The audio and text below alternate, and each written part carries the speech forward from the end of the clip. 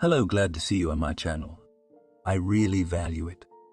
And today I want to share with you a wonderful story. It's a dramatic story that will come as a total shock to everybody. It is a really amazing story. So enjoy watching it. No, I don't want to hear any more of this. Billy objected to his wife urging her husband not to cling to his son. Let him rest, he can still work, Kathy continued, trying to protect her son. How long can you rest? I understand that he served in the army, he studied at the Highway Technical School, but it's been more than 3 years since that moment, and Steve still hasn't brought a penny into the house. What's the big deal? I mean, you make good money, and you can easily provide for him. You want him to sit on our backs his whole life? He's 27 years old. He's about to start a family. How is he going to provide for his wife and children? Millie continued, who at that age had already become a father providing for a young family. Well, yes, you're right, but maybe you shouldn't be so quick to take it out on him. I know your companion. He'll take away all desire to work. He won't stop defending Kathy's son, believing that he was created for something more interesting, easy, and exciting. Nothing bad will happen to him. I've raised my son to be a wimp, and now I have to deal with it. He's going to work for John. I've made up my mind, and it's not up for discussion. Why don't I take him to my office? The woman suggested it, trying to keep her son away from hard work. What would he do there? To bring coffee and play a game of leopard's head on the computer. Stop arguing, it's settled. I've already called John, and we've agreed that he'll leave room for Steve. It's a useful experience, moreover. Maybe he'll like it, Lily suggested, since his son was studying at a highway technical school, so the passion for transportation must be present. I'm tired of arguing. You don't hear me at all, the agitated woman replied sadly, wiping her tears with a handkerchief. Stop crying. I'm not sending him to slavery, but to an old schoolmate. I'm sure that nothing bad will happen to our son, the man replied, seeing the tears in his wife's eyes. Lily put his arm around his wife's shoulders to comfort her a little and stroked Katie's head. You have no heart at all. I'm going to worry, she said with difficulty as she continued to cry. Calm down. Everything will be fine. If he can't cope at all, we'll find a simpler job, but he must learn to earn money and appreciate it, the husband replied, insisting on his own. Promise you'll find something else if he can't work with John? Yes, I promise. By the way, it's almost 8 o'clock in the morning. Is Steve still asleep? Lily asked. It's so early. Let the baby rest, the wife replied. What baby? He'll be nursing his own children soon, and you keep wiping his drool. Mother, stop it, or we'll have a fight. Go, wake him up, and hurry up, said the man, and, opening the window, took out a cigarette to smoke, while his wife went to the bedroom of his son. Good morning, son. Are you asleep? Asked the mother, opening the door to Steve's bedroom. Hi, Mom. No, already awake, replied the young man, wiping his eyes. Your father and I are waiting for you in the kitchen. We need to talk, Katie replied and left to go to her father's room. Reluctantly getting out of bed, Steve made the bed and dressed, hurried after his mother. What are we having for breakfast today? The boy asked, once he was in the kitchen. Sit down. I've got a serious talk for you, Billy answered, putting out his cigarette and closing the window. What do you want to talk to me about? Steve asked in confusion. Dad thinks it's time for you to get a job, Mom replied. You know I'm looking, but I haven't found anything suitable yet, the son replied. Do not interfere in a man's conversation, interrupted the dialogue of wife and son, the head of the family. I'm sorry, Kathy replied guiltily and stood up from the table and rattled the pans to prepare breakfast. You've been looking for a job for 3 years. Don't you think it's time for a change? The father asked, looking into his son's eyes. Is it my fault that nothing suits me? You can't be late. You can't ask for time off. Is this a normal job?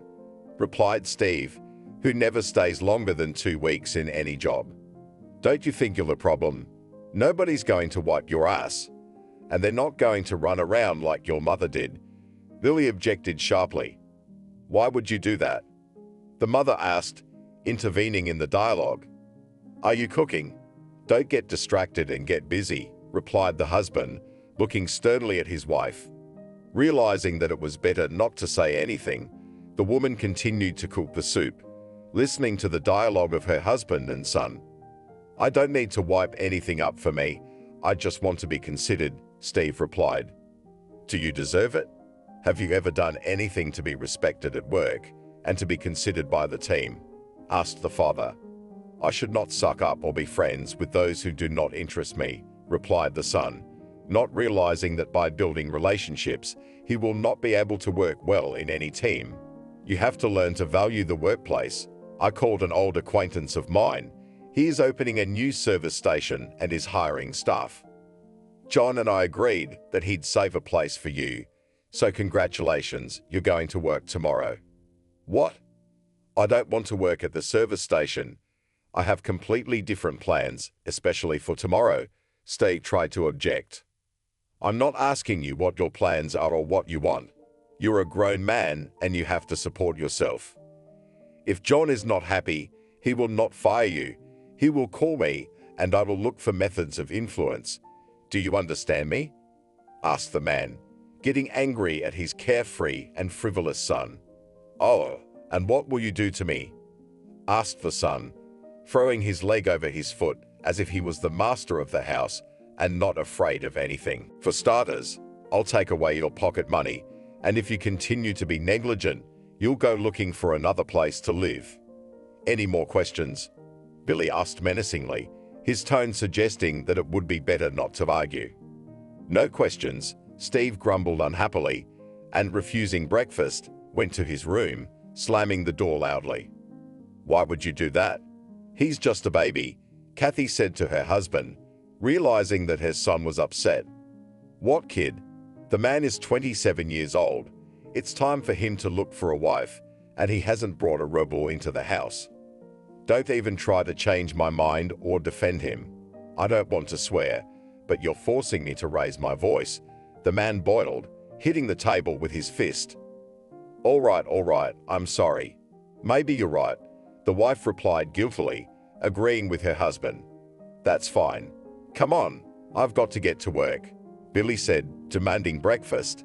Noticing that it was already 9 o'clock, the man hurriedly ate breakfast and, taking his work documents with him, left for the office. Son, maybe you'll have breakfast after all, the mother asked, looking into her son's bedroom, right after her husband had left for work. No, thank you, I did not earn, sharply replied Steve, staring at the monitor of the laptop. Why would you do that? I did nothing wrong, the woman replied guiltily, taking her son's refusal to heart. Sorry, I did not mean to offend you. It's just that my father does not hear and understand me at all. I don't mind working.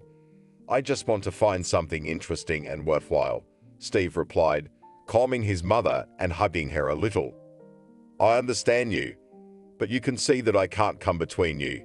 Yes, your father is strict, and maybe he was wrong to decide everything for you, but try to understand him. He wants what's best for you. He cares, and he's trying to do the best for you. Maybe you will really try to work in a service station. Maybe you will like it, asked the mother, trying to persuade her son to listen to his father. Okay, for your sake I will try, replied the son, realizing that he did not want to see tears on his mother's face. The next morning, Steve, waking up before 7 a.m. for the first time, rushed to the shower to shave and clean up. Trying not to cross with his father, the guy had breakfast and, taking his diploma with him, went to meet with the owner of the service station. Steve didn't want to work there, especially since he knew John and how strict he was, both at work and in life. At the same time, he didn't want to upset his mother, so he decided that he would do anything to please his father, at least for the first few days, until he could think of something or find a better job. Good morning, John. I'm here to see you. My father told me you had a vacancy, Steve said, greeting his father's old friend. Hello, Steve. Yes, we spoke to Billy, and he said you need a job. I can't say no to him, so I'm willing to take you on as an auto mechanic, replied the man in the business suit and gold-rimmed glasses. That's great, but I don't know much about it. Didn't you go to highway school, or am I confused? John asked in surprise. No, that's right, answered Steve and gave his employer his diploma. Well, that's not bad. But what about your employment history? I don't know where it is, but I don't think there's any need for it. I didn't work a day. I just went where my dad wanted me to go. You know how he is. Yeah, I recognize Billy. Okay, for now you'll be apprenticed to the two main mechanics. I'm sure they'll quickly teach you everything and explain how to work. John replied, realizing that Steve wasn't the best worker, but he had to keep his promise to his friend. Okay, agreed, Steve replied, realizing that he didn't have much choice. Come on, I'll introduce you to my colleagues, said the man, and having escorted the boy out of the office, went to the workshop, where two of his mentees were working on the first car, which had arrived half an hour ago. Billy, Austin, distract yourselves for a second, said John, noticing the subordinates digging under the red Mazda. Good morning, Chief, Billy replied, seeing the chief standing by the car. Hi. Sorry we didn't see you. We're draining the old oil because the girl drove for 2 years without servicing the car, complimented his colleague Austin, who also crawled out from under the car to greet the chief. It's no big deal, I get it. Meet Steve and he will be working with you. He's a little inexperienced, so he'll be your apprentice. I'm sure you'll quickly teach him the job and make a good specialist out of him, John said, and entrusting Steve to his colleagues, returned to his office.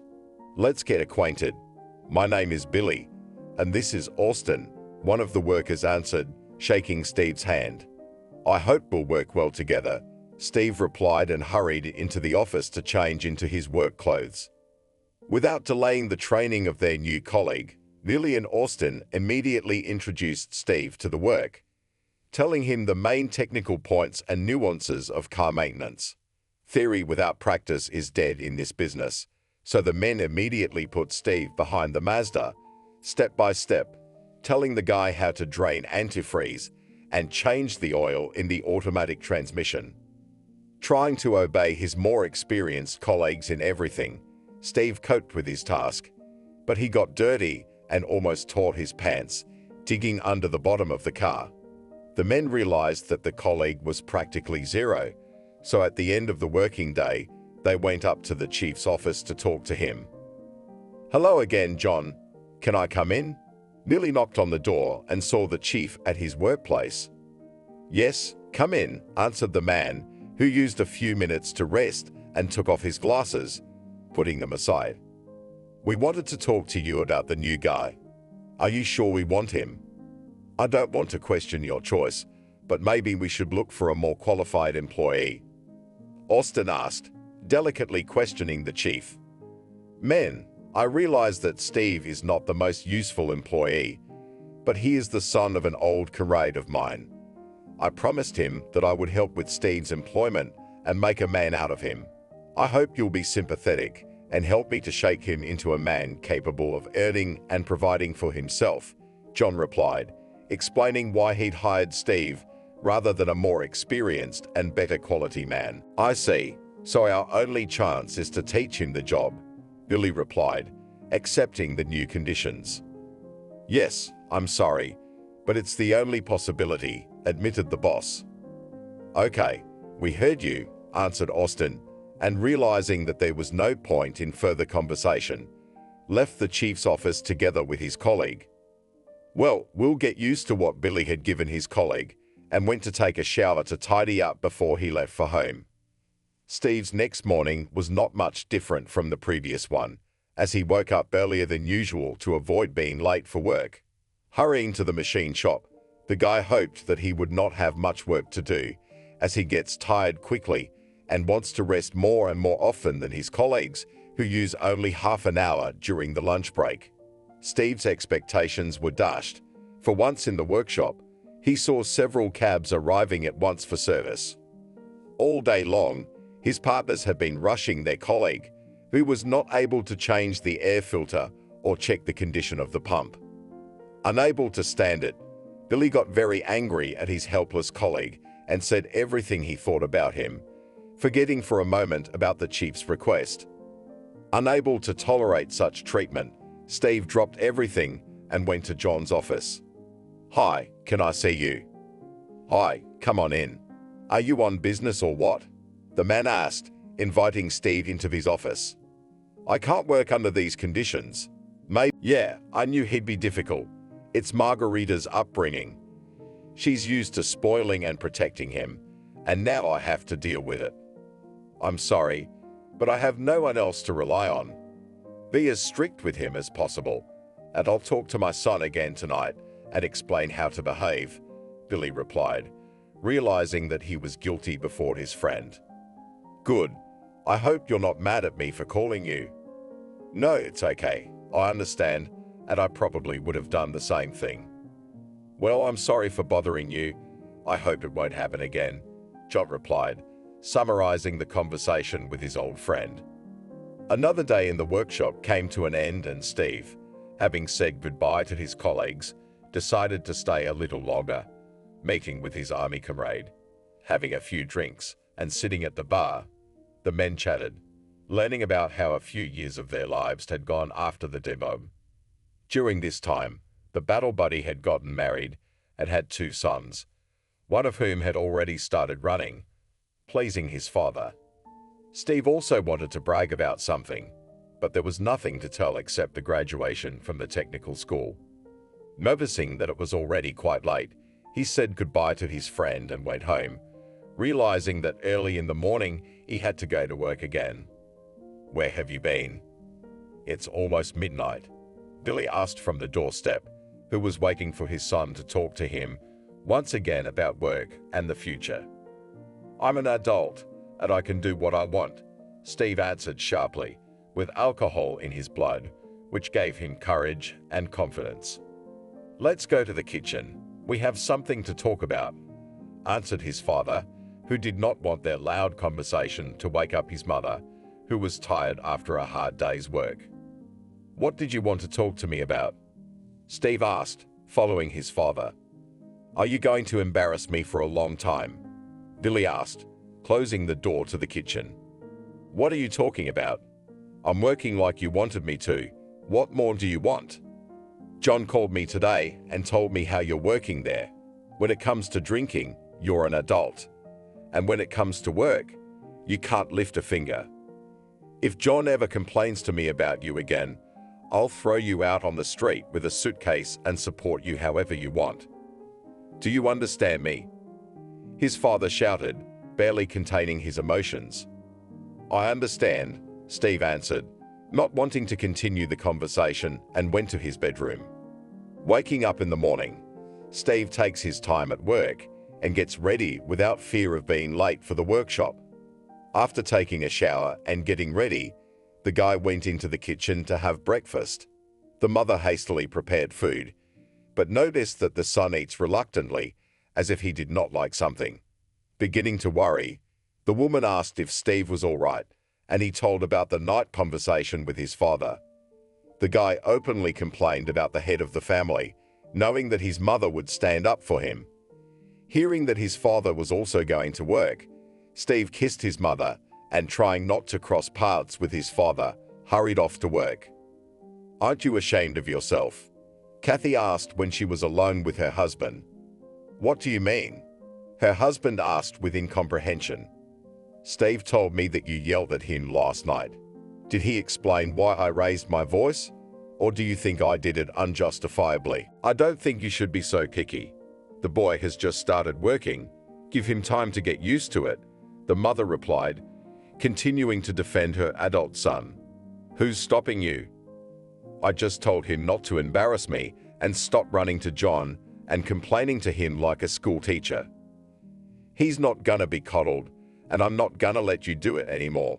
Raised a wimp, and now I have to deal with it," replied the husband, and, not wanting to quarrel with his wife, hurriedly went to work. Realizing that there was no point in trying to stage a riot, Steve accepted his fate and, trying to listen to his colleagues, began to do his work. Remaining an assistant, the guy learns to do simple work and elementary processes that his colleagues do not want to spend time on, dealing with more labor-intensive tasks. So imperceptibly, for Steve passes several months.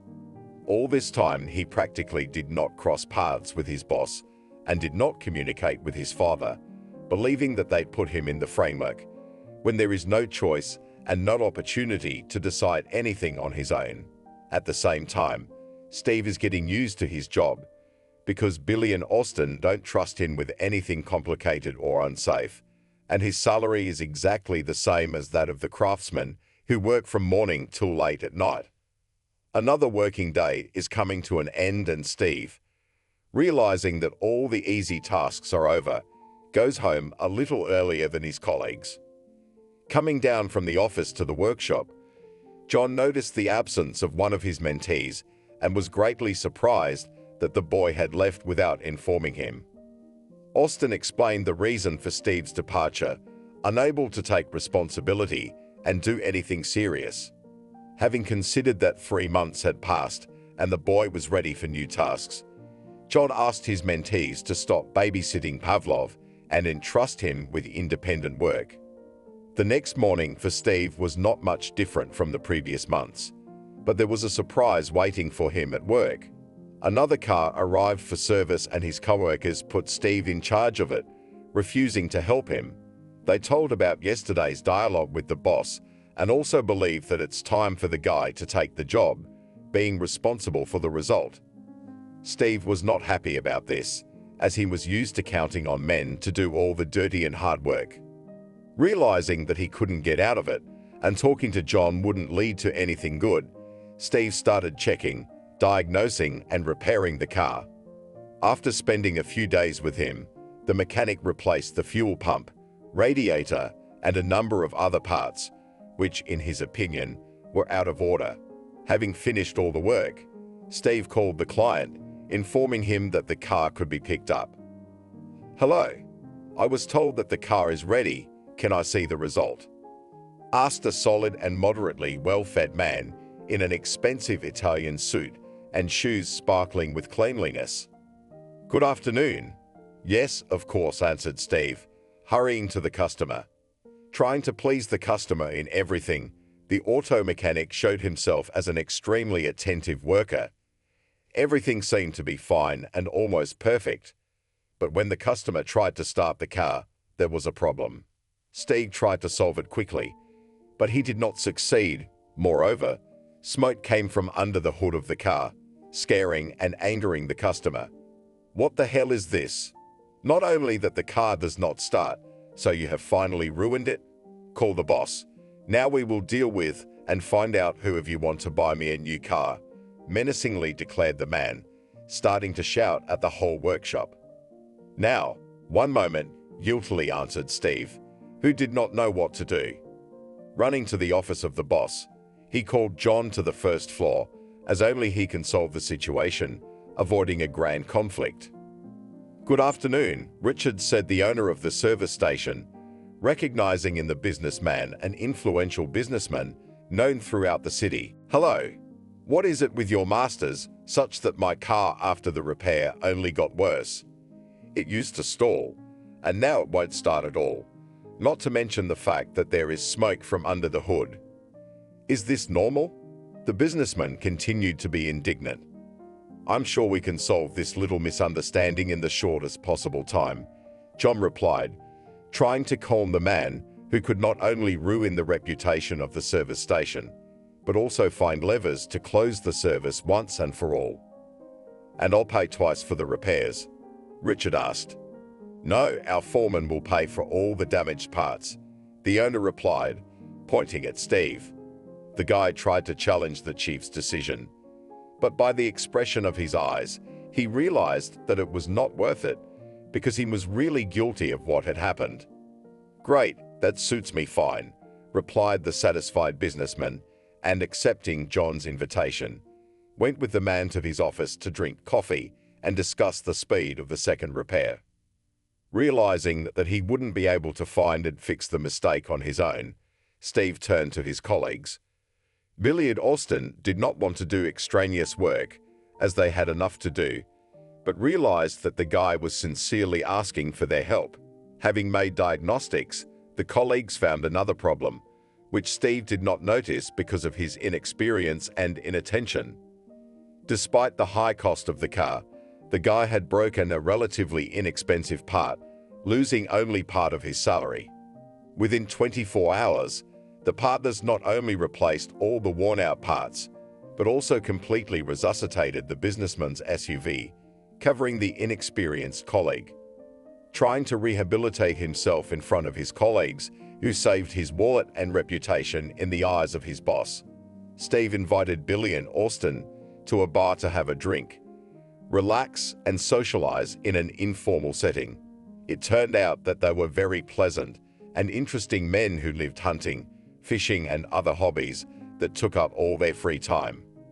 During the conversation, Steve admitted that he had lived under his mother's supervision for too long, so now he was taking his first adult steps.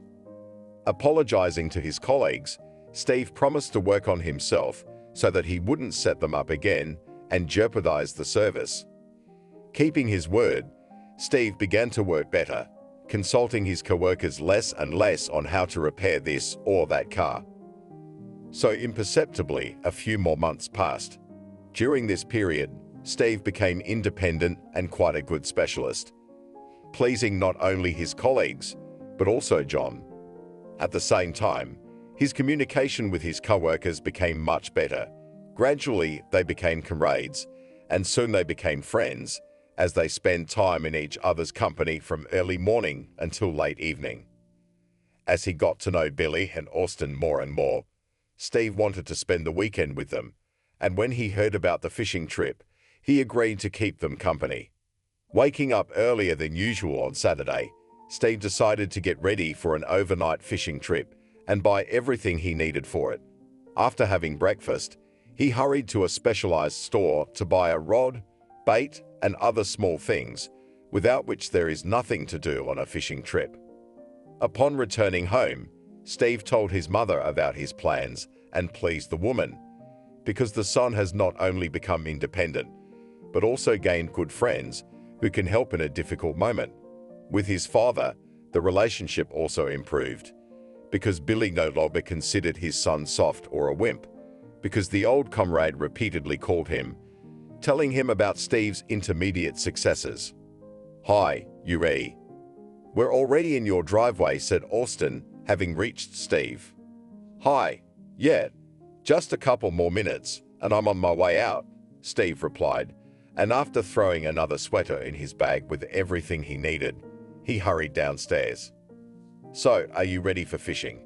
Billy asked, meeting his coworker. "Of course I'm ready, but this is the first fishing trip of my life, so don't judge me harshly," answered Steve, who was happy to spend time with his friends and smiled like a child who had received a New Year's present he had long dreamed of.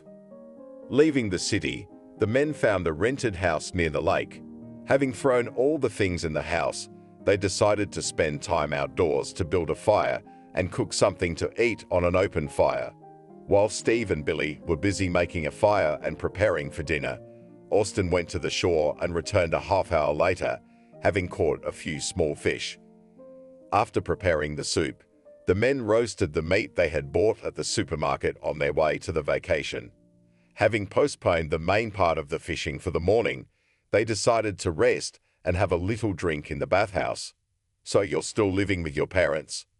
Austin asked, pouring the white wine. "Yeah, for now.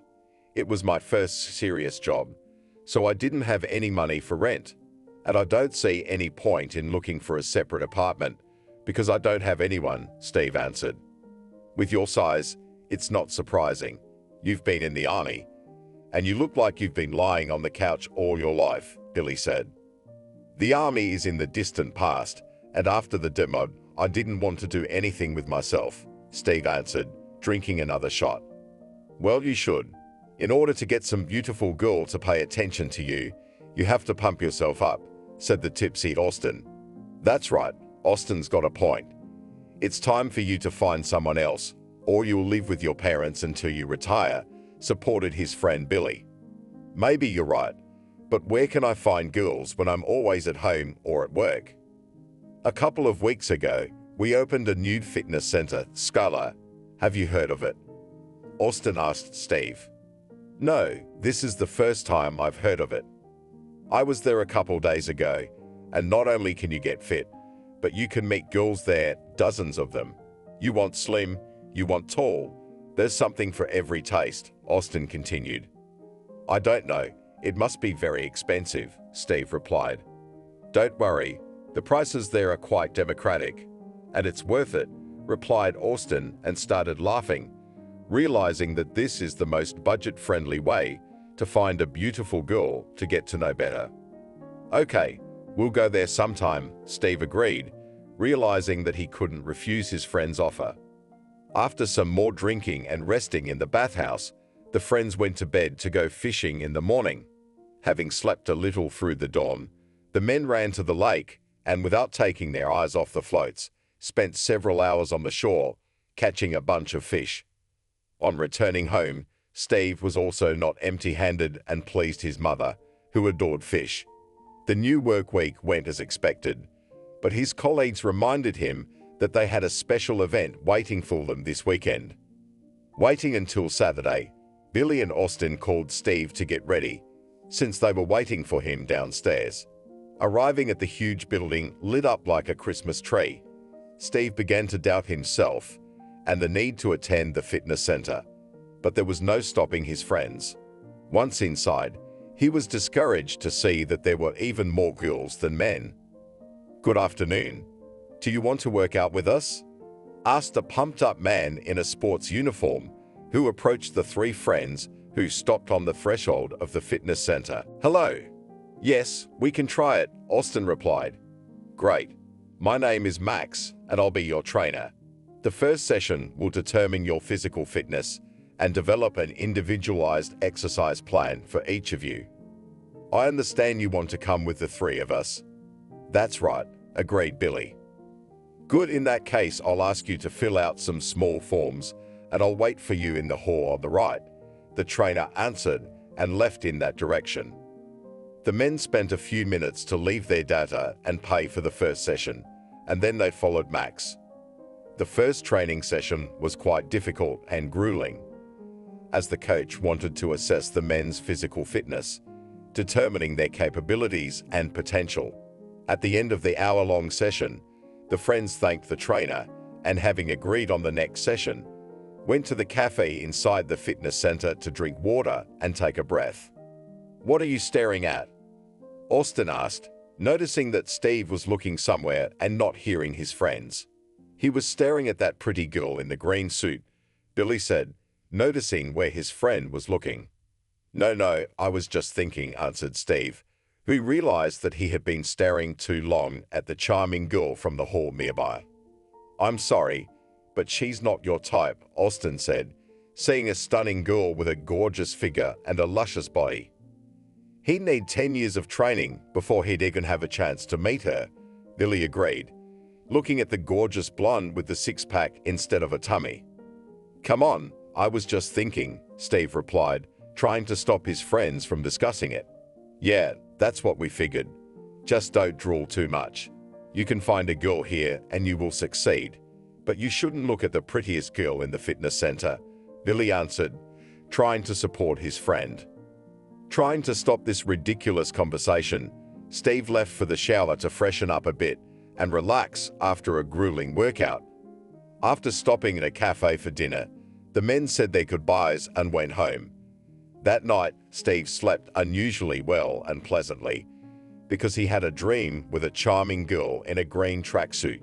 Trying to push away his thoughts and fantasies, Steve tried to concentrate on his work, but it didn't help because the girl didn't leave his mind. Waiting for another workout, Steve decided to use the moment while his friends were busy exercising and talk to the coach. Excuse me, Max, but can I ask you a question not related to our training? Steve asked, deciding to ask about the girl from the neighboring gym. Yes, of course. What did you want to know? You see that girl over there in the green tracksuit? How long has she been coming to see you? Maybe you know something about her, asked the mechanic, hoping that the coach knows something about her. This girl has been with us since the first day. Her name is Maddie, answered Max. You know everyone that well? Steve was surprised. No, she just doesn't train. She works as a coach like me. In that gym, we have athletics, and you won't find a professional better than Maddie in our city. So your colleagues? Then everything is clear, answered Steve, who felt a little embarrassed by the situation. Deciding not to continue the dialogue, he returned to the training, trying to concentrate on physical exercises with dumbbells and weights. While continuing to work and attend workouts, Steve repeatedly pays attention to the blonde girl from the neighboring gym. She constantly dreams about him and gives him no peace, but Steve realizes that he has no chance because she is too good. For weeks on end, Maddie doesn't get out of his head, and it becomes all too apparent. Friends realize that Steve has fallen in love for the first time and persuade him to meet a girl, because it is not so terrible, and there are always chances. He refuses his friend's idea to the last, but then Austin and Billy say that they will risk getting to know her instead of him. Jealous of his colleagues, Steve decides to try to communicate with the girl. Having finished the class a little earlier than his friends, the guy headed to the neighboring hall to watch the pretty girls work out. Hello, are you coming to our practice or what? Maddie asked, noticing a strange guy standing near the front door to their gym. Hello. No, I'm just looking, replied Steve, who didn't know what to say to this charming and blindingly beautiful blonde. I'm sorry, but that's not our policy.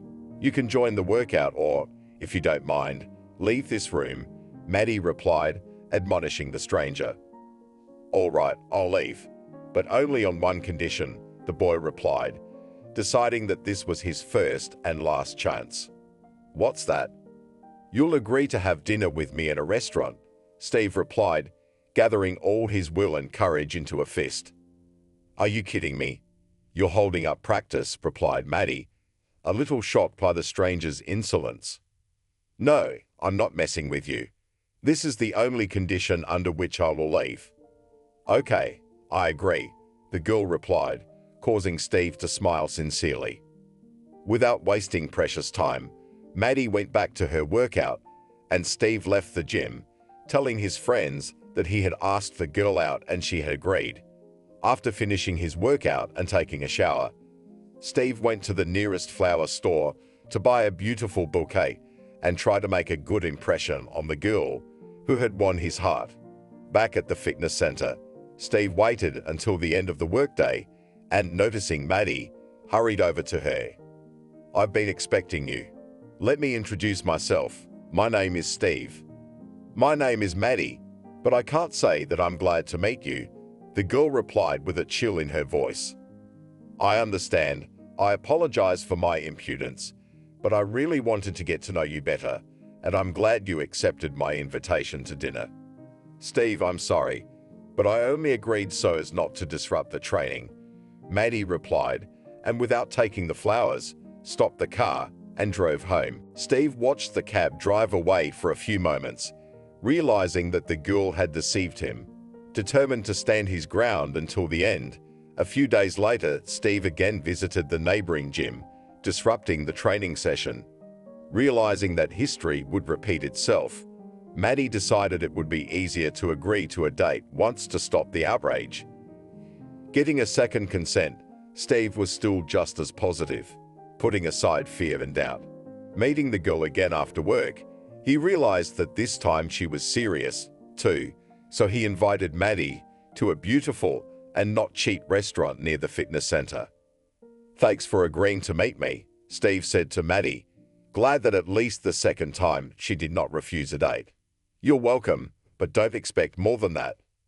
I don't want anything to affect my work and ask you not to disrupt my training anymore, the girl replied. Yeah, of course. I'm sorry for my impudence. I just liked you very much, the guy confessed, unable to take his eyes off the charming blonde with beautiful blue eyes. Thank you, I'm very pleased, the girl replied, slightly embarrassed. I'm very happy about it.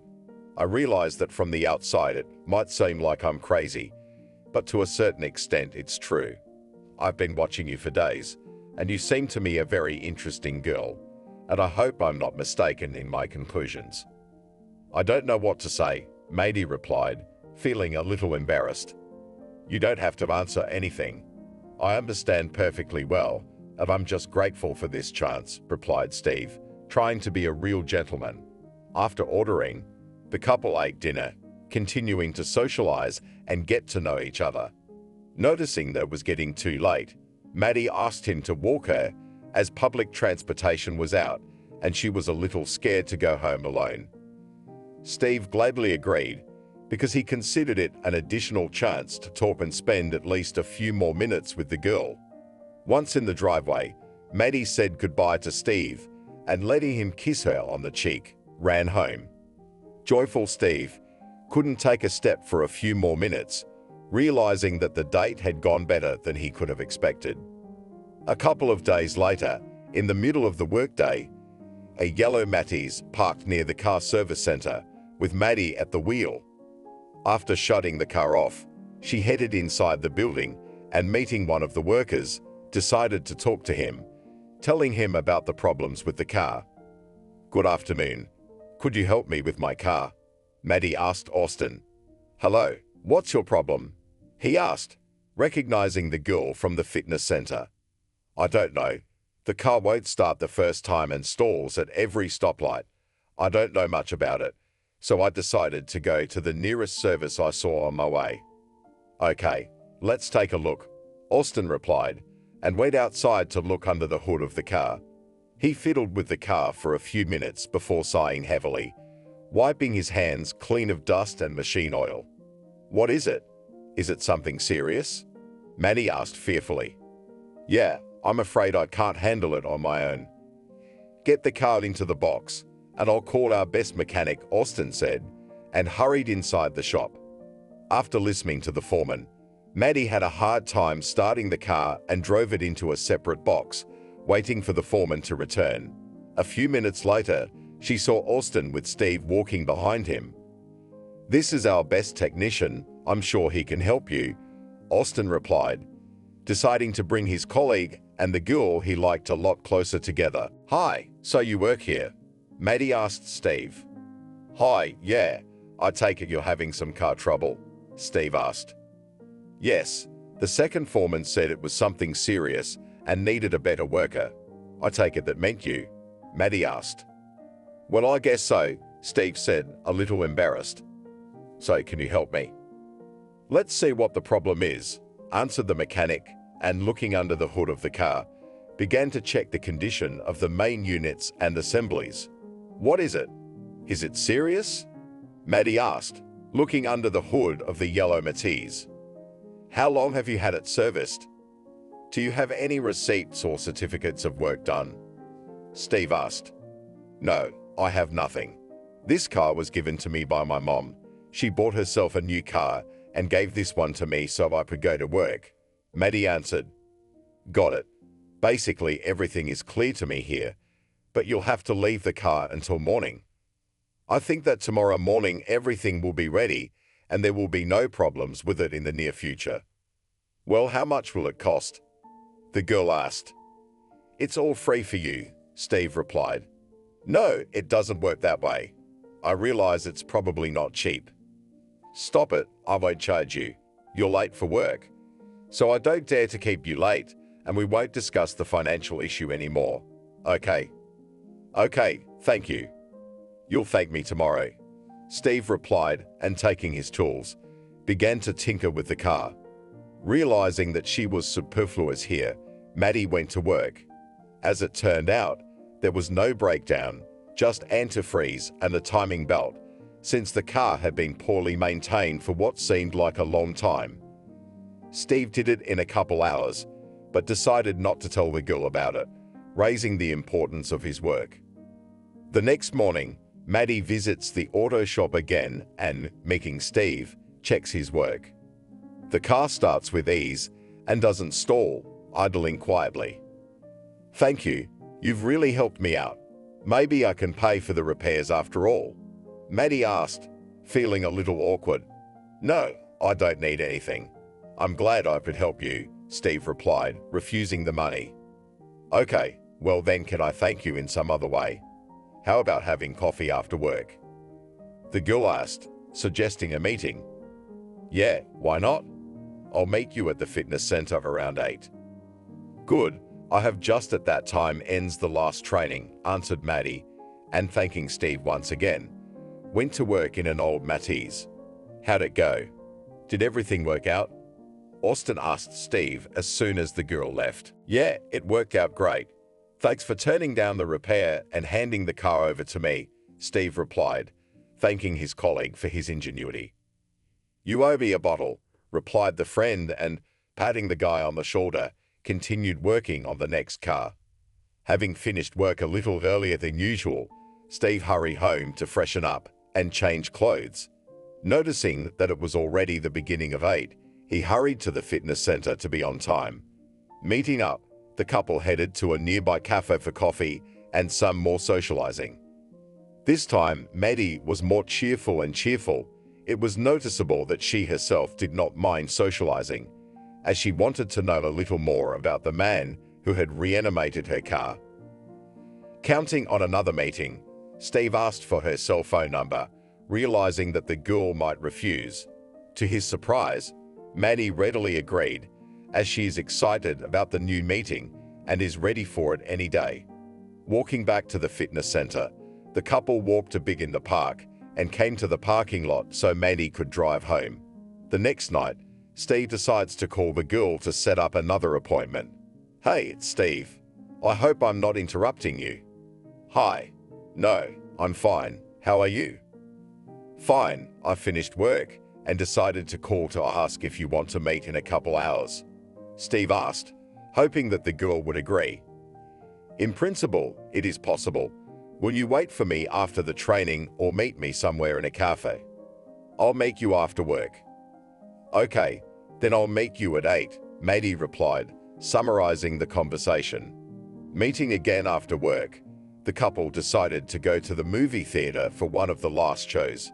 Having bought tickets for the last row, Maddie and Steve hardly saw the movie, as it was much more interesting to make out while enjoying each other's company.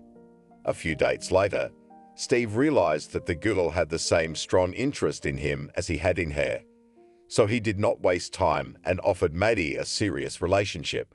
As expected, the girl agreed, because she enjoyed spending time together with Steve and generally liked the guy, despite his modest appearance and financial situation. Rejoicing at the new stage in his life, Steve comes to work the next morning with a triumphant look, as if he won the lottery yesterday. Friends notice the elevated mood of his colleague, but because of the large amount of work, do not ask about what has happened, waiting for a lunch break. After finishing repairing another car, Austin and Billy headed into the back room to make coffee and grab some snacks. A few minutes later, Steve joined them, deciding to take a break before continuing with the maintenance on the car they had received that morning. What are you so happy about? Did you find money on the street or did you dig up some treasure? Austin asked, trying to find out the reason for Steve's smile that hadn't disappeared from his face since this morning. Remember that gorgeous blonde from the fitness center, repairing her old Matties? Steve asked. Of course we do. It's impossible to forget her, Billy pointed out. She's been my girlfriend since yesterday, Steve said, bragging to his friends. Are you serious or are you kidding? Austin asked, not believing his own ears. No, I'm quite serious. She and I have been on several dates and last night I proposed to her, Steve replied. Maybe you dreamed it, Billy asked, deciding to play a little joke on his colleague. You don't believe me? I can bring her over to get to know her better, Steve replied, a little perturbed by his friend's distrust. We believe you and congratulations, because you managed to get one of the most beautiful girls. The main thing is not to miss your luck. There will be no second chance, answered Austin, supporting his friend.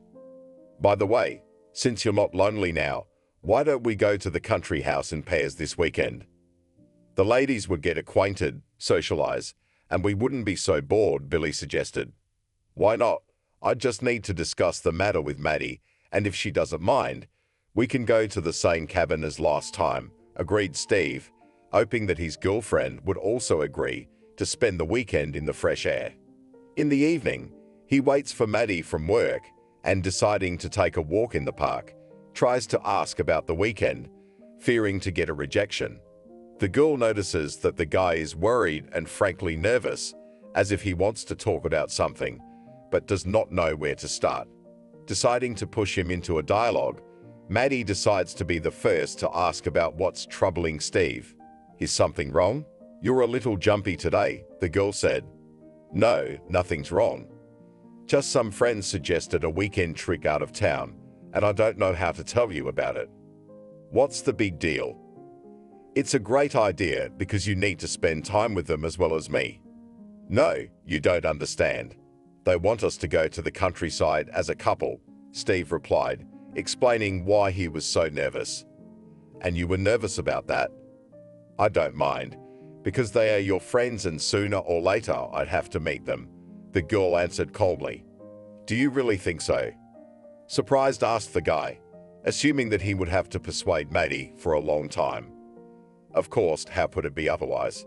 I will gladly keep you company, and I'm sure we will have a good time. Hearing these words, Steve hugged and kissed the girl, because she is not only insanely beautiful, but also wise. Having seen Maddie home, Steve called Billy and Austin back, informing them that everything was in order and the cabin could be booked. Meanwhile, the girl went up to her house and, realizing that she wouldn't be home that weekend, decided to talk to her parents, giving them a heads up. I need to talk to you about something, said the girl when she saw her father and mother in the kitchen. What do you want to talk about? The father asked. I want to go to the country this weekend to relax a little. That's a good idea. We want to get away too, the mother said. No, I want to go with my boyfriend, replied Maddie. What? You have a boyfriend? Dad was surprised. Yes, I just didn't want to talk about it right away, since we just started dating, replied the girl. Who is he? What does he do? Is he from a good family? Mom asked, trying to find out more about her daughter's new boyfriend. He works as a mechanic in a car repair shop. I can't say anything else, as I don't know his parents. A mechanic? Shouldn't you have found someone better? The father asked indignantly. What's wrong with this profession? I don't care about material status, and it's more important that Steve is a good person, replied the daughter. All right, so be it. When will you introduce us to him? The mother asked. I'll do it a little later. For now, we want to go and relax with his friends. Okay, but don't take too long. We need to know who you're hanging out with. Look, me, if he offends you, nothing good awaits him, said the father, worried about his daughter. Don't worry, no one is going to hurt me, Maddie replied, reassuring her father. After discussing the upcoming weekend with her parents, the girl went to her bedroom to get some rest before the next working day. Meanwhile, Steve and his friends rented a cabin and went to the store to get groceries before heading out of town. Closer to the weekend, they gather as one big group. Billy took his spouse, Austin took a girlfriend he had gotten relatively recently, and Steve took Maddie with him. Once they arrived at the cabin, they settled in, and after making dinner, they decided to socialize a bit and get to know each other better. I think you remember my co-workers from work. This is Austin and this is Billy, said Steve, introducing his friends to Maddie. Nice to meet you. My name is Maddie, replied the girl. We know, we saw you at the fitness center. Austin is me, and this is my lovely Noria, said one of the men, introducing his girlfriend. As you can guess, my name is Billy, and this is my wife Hannah, the other one added. Pleased to meet you all, replied Billy's wife, having gotten to know both his colleagues and their girlfriends. As they continued chatting, they got to know each other better, and while the men went fishing, the women got busy preparing dinner. After making everything they needed, they went out for a walk and when they saw it was getting dark, they called the men into the house. Steve and his friends were in no hurry to return as they got into fishing and knelt at the bathhouse to relax a bit. Forgetting about the girls, they took a bottle of whitewater and sat in the steam room, enjoying the peace and quiet. Meanwhile, the girls were left alone in the house and, taking out a bottle of wine, also decided to socialize, discussing men. In the morning, everyone goes back to town and Steve, having returned home closer to lunchtime, meets his parents, who knew nothing about his plans for the weekend. "Where have you been and why didn't you spend the night at home?" the mother asks when she hears that her son has come home. "Hi, Mom. With friends went out of town. We're fishing," Steve replied. "And we do not need to warn us about it." "Mom was worried. Couldn't get through," Billy answered. "I'm sorry. My phone was dead, and I didn't see that you called." "There's nothing to worry about. I was with my friends and my girlfriend." "Girlfriend? You didn't mention you were seeing someone," my mother was surprised. "Well, you wanted me to grow up and be my own man. First a job, now a girlfriend. Everything is exactly as you dreamed," answered Steve. "Well done, son. Finally you start to please us with your mother," replied the father, happy that his son took the mind and started to do the right thing. "Who is she? When will you introduce us to her?" Mom asked. "Her name is Maddie. She works as a fitness trainer at the new sports center. I promise I'll introduce you soon," Steve replied, reassuring his parents. As he continued to see Maddie and work at the auto shop, Steve quickly forgot about his mother's promise, concentrating fully on local problems and tasks. Diligently repairing cars, Steve has caused astonishment to John, who recently considered him an unpromising slacker, unable to take responsibility for his actions. In his spare time, Steve does not forget about the girl, spoiling Maddie not only with his attention, but also with modest gifts, confirming his serious attitude to her. 3 months have passed since the moment when Steve promised his parents to introduce them to Maddie, and his mother, having started to worry, reminded him about it again. Realizing that further postponement is impossible, Steve decided to talk to the girl, discussing her future acquaintance with his parents. Having met Maddie, Steve invited her to the park to tell her about his mother and father's wish, but he couldn't find the words, not knowing where to start. "You're kind of pensive and quiet today. Knowing you, I suppose you want to talk about something?" Maddie asked, who had gotten to know Steve well enough over the months to notice any change in his behavior. "Yes, I can't keep anything from you. I wanted to talk to you about my parents." "I'm guessing they want to meet me?" the girl asked. "Yeah, that's right. I don't know how you'll react to it, but I really wanted you to understand," Steve replied. "In principle, I don't mind, especially since my parents have wanted to meet you for a long time." "Great, then I'll arrange for them to wait for you to visit," Steve asked, clarifying whether the girl is really ready to meet and meet soon. "Yes, okay. I think we can meet your parents this weekend. I hope they are not too picky, because I'm starting to be a little afraid," admitted Maddie, realizing that this is a serious and responsible step. "No, they are simple and good-natured people, especially my mom," answered Steve, reassuring his girlfriend.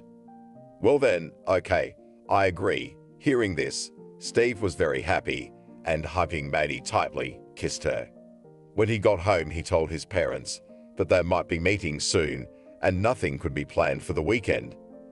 Hearing agreement on their part, Steve called the girl back and clarified that her parents would be expecting her on Saturday, closer to 6 in the evening. To make it convenient, he will pick her up, and on the way they will buy some cake for tea. Maddie agrees, and soon the weekend arrives. Meeting with the guy, she is very nervous and afraid. At some point, the girl even wanted to run away, refusing the acquaintance, but she realized that it would be ugly, and she has no way back. "Hello, my name is Maddie. Glad to meet you," said Maddie, seeing Steve's mother on the threshold of the apartment. "Hello, Maddie. My name is Kathy, and this is my husband, Billy," the woman replied, pointing to a man standing a couple of meters away from her. "Good afternoon. I'm glad Steve finally had the courage to bring you into our home. Come in, make yourself at home," replied her father, who smiled at the charming girl. "Father is happy, don't worry," Steve whispered in Maddie's ear, noticing that her father liked her a lot. "Come in, we'll have tea," answered the mother, and leaving the children to their father, ran to the kitchen to finish preparing for dinner. "First wash your hands, and then to the kitchen," added the father, and, embarrassed, left after his wife. "You see, my parents are not as scary as you might think," Steve said humorously, trying to lighten the mood a little. "Yeah, I noticed," Maddie replied, calming down a bit. After washing their hands and looking in the mirror, Maddie and Steve also went into the kitchen to talk to their parents and eat dinner with their family. "You're a trainer at the fitness center, right?"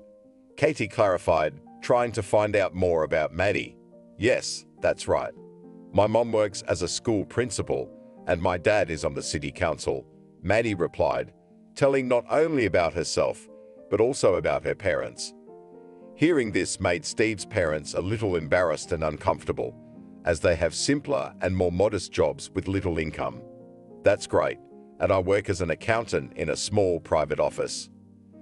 "Billy is an energy engineer, but has been in a management position for several years," the mother replied, telling us about herself and her husband.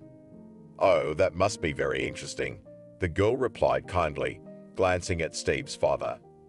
"Well, I wouldn't say that, but maybe you're right," Billy replied, embarrassed.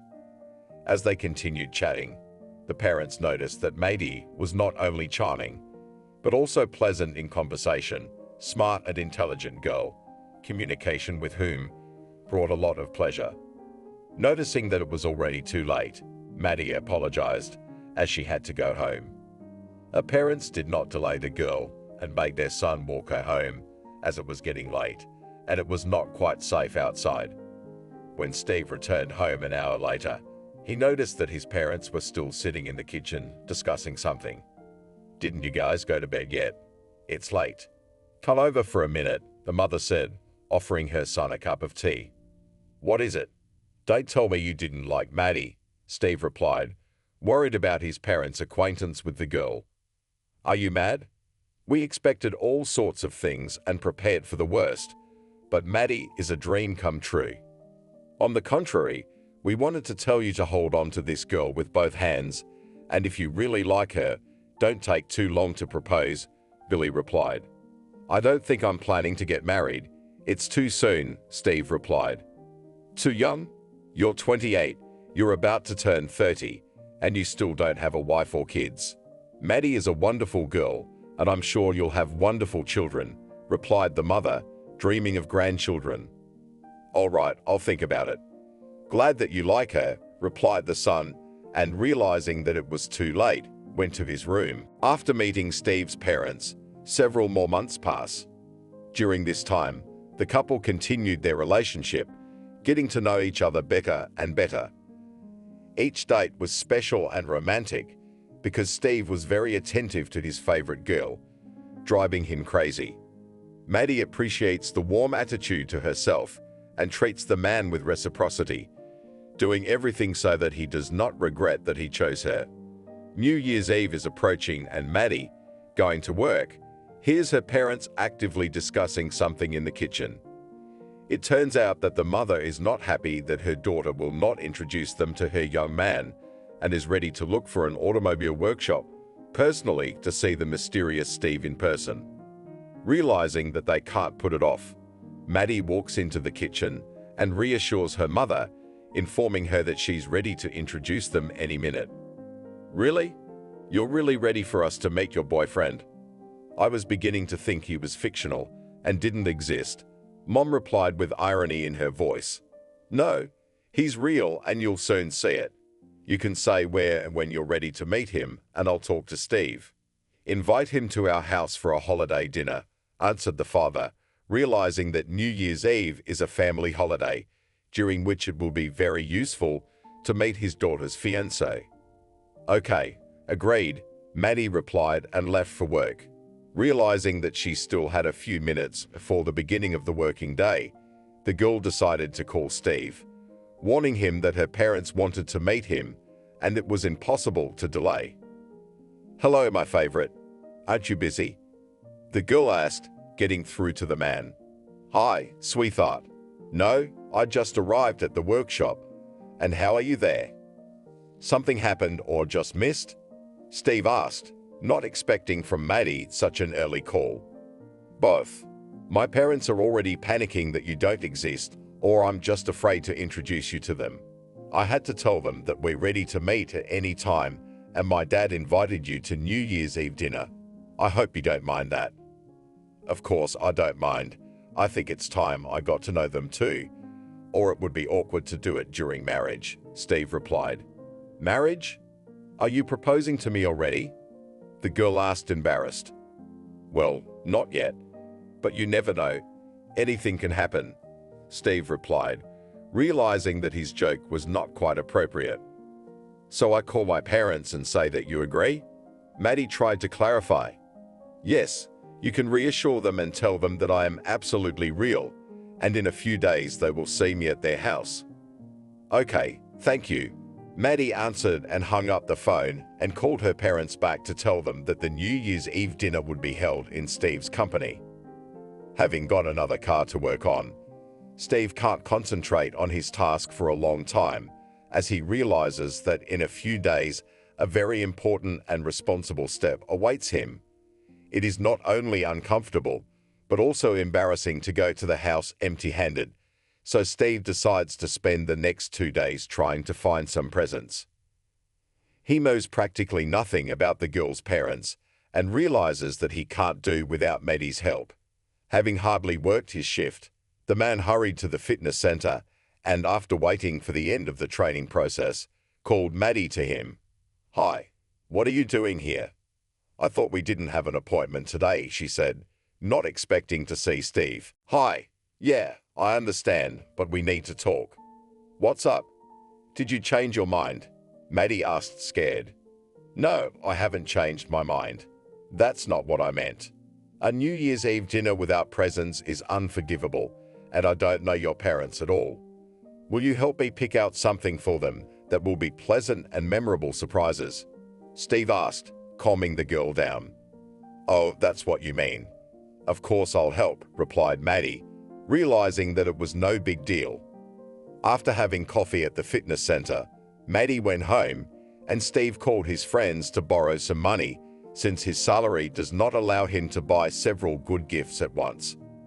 The next morning, the couple met up and went shopping in search of gifts for their parents. Having bought a beautiful scarf for Maddie's mother and a modest souvenir for her father, Steve realized that they could not do without something tasty for the holiday table. Afraid not to guess with the choice, the man decided to limit himself to a cake and a bottle of champagne. December 31 comes and Maddie, having run away from work right after lunch, goes to Steve's car repair shop to give him a ride home and from there go to her place for dinner. After taking all the presents, the couple goes to the girl's house and, ringing the doorbell, wait impatiently for someone to open the door. At some point it opened, and Steve saw a beautiful woman, by the appearance of which was not difficult to guess that this is Maddie's mom, because they are alike as 2 drops of water. "Hello, my name is Steve, very glad to meet you," said the man, handing the woman a cake and a bottle of champagne. "Hello, come in," said the girl's mother, letting the couple into the house. "Hi, Mom," said Maddie, giving her mom a hug and a kiss on the cheek. "My name is Selena, and I'm very happy to meet you too. Maddie has told us so much about you that we were beginning to doubt that the guy really existed. I hope now there is no doubt that I am real," asked Steve. No, I'm sure my daughter has excellent taste," Selena replied, complimenting her daughter's lover. "Well, hello, Steve. My name is Mickey," said a man who came out of the bedroom and shook Steve's hand. "Hello, nice to meet you. I hope I'm not interrupting the party." "No, you're just in time. I have everything ready," answered his mother, and ran into the kitchen to set the table. "So you're a car mechanic, right?" Mickey asked, left alone with his daughter's man. "Yes, I work at a shop near John's," Steve replied. "And to Pobs. I know him, he's a good guy," replied the man who had crossed paths with the service station owner many times and even asked him for help. "Yes, good, but sometimes too strict," replied Steve, remembering the first months of work in the workshop. "There is that, but I'm sure it was all business. Shall we have a drink while the ladies are having a celebratory dinner?" "Yes, we could," Steve replied with a twinkle in his eye. Mickey didn't like this reaction so much, but he didn't say anything because today was a holiday and the desire to drink was welcome. After sitting and chatting in the living room for a while, the men heard the women calling them to the table. Gathering in the kitchen, the family continued to communicate and get acquainted with the man of the daughter, learning more and more interesting things about him. With the chimes striking, they not only congratulated each other on the new year, but also gave memorable gifts. Selena and Mickey were pleasantly surprised by Steve's attention, but even more they were conquered by the fact that he guessed with the gifts, giving really useful and necessary things for them. Steve was also happy about it, realizing that he had earned a little plus for himself and would be able to leak a good impression of himself. Celebrating New Year's Eve, Steve and Maddie decided to take a little walk and go to the city center to watch the festive fireworks. The parents did not object, realizing that young people need to have fun and have fun. After going downtown, the couple discussed meeting Maddie's parents and concluded that everything went better than one might expect. Upon returning home, Maddie tried to talk to her parents and, according to her mother, was able to ascertain that she really liked Steve. Her father isn't happy with everything, but he's perpetually grouchy and not happy with much in life in general, so her mother advises her to ignore what he has to say.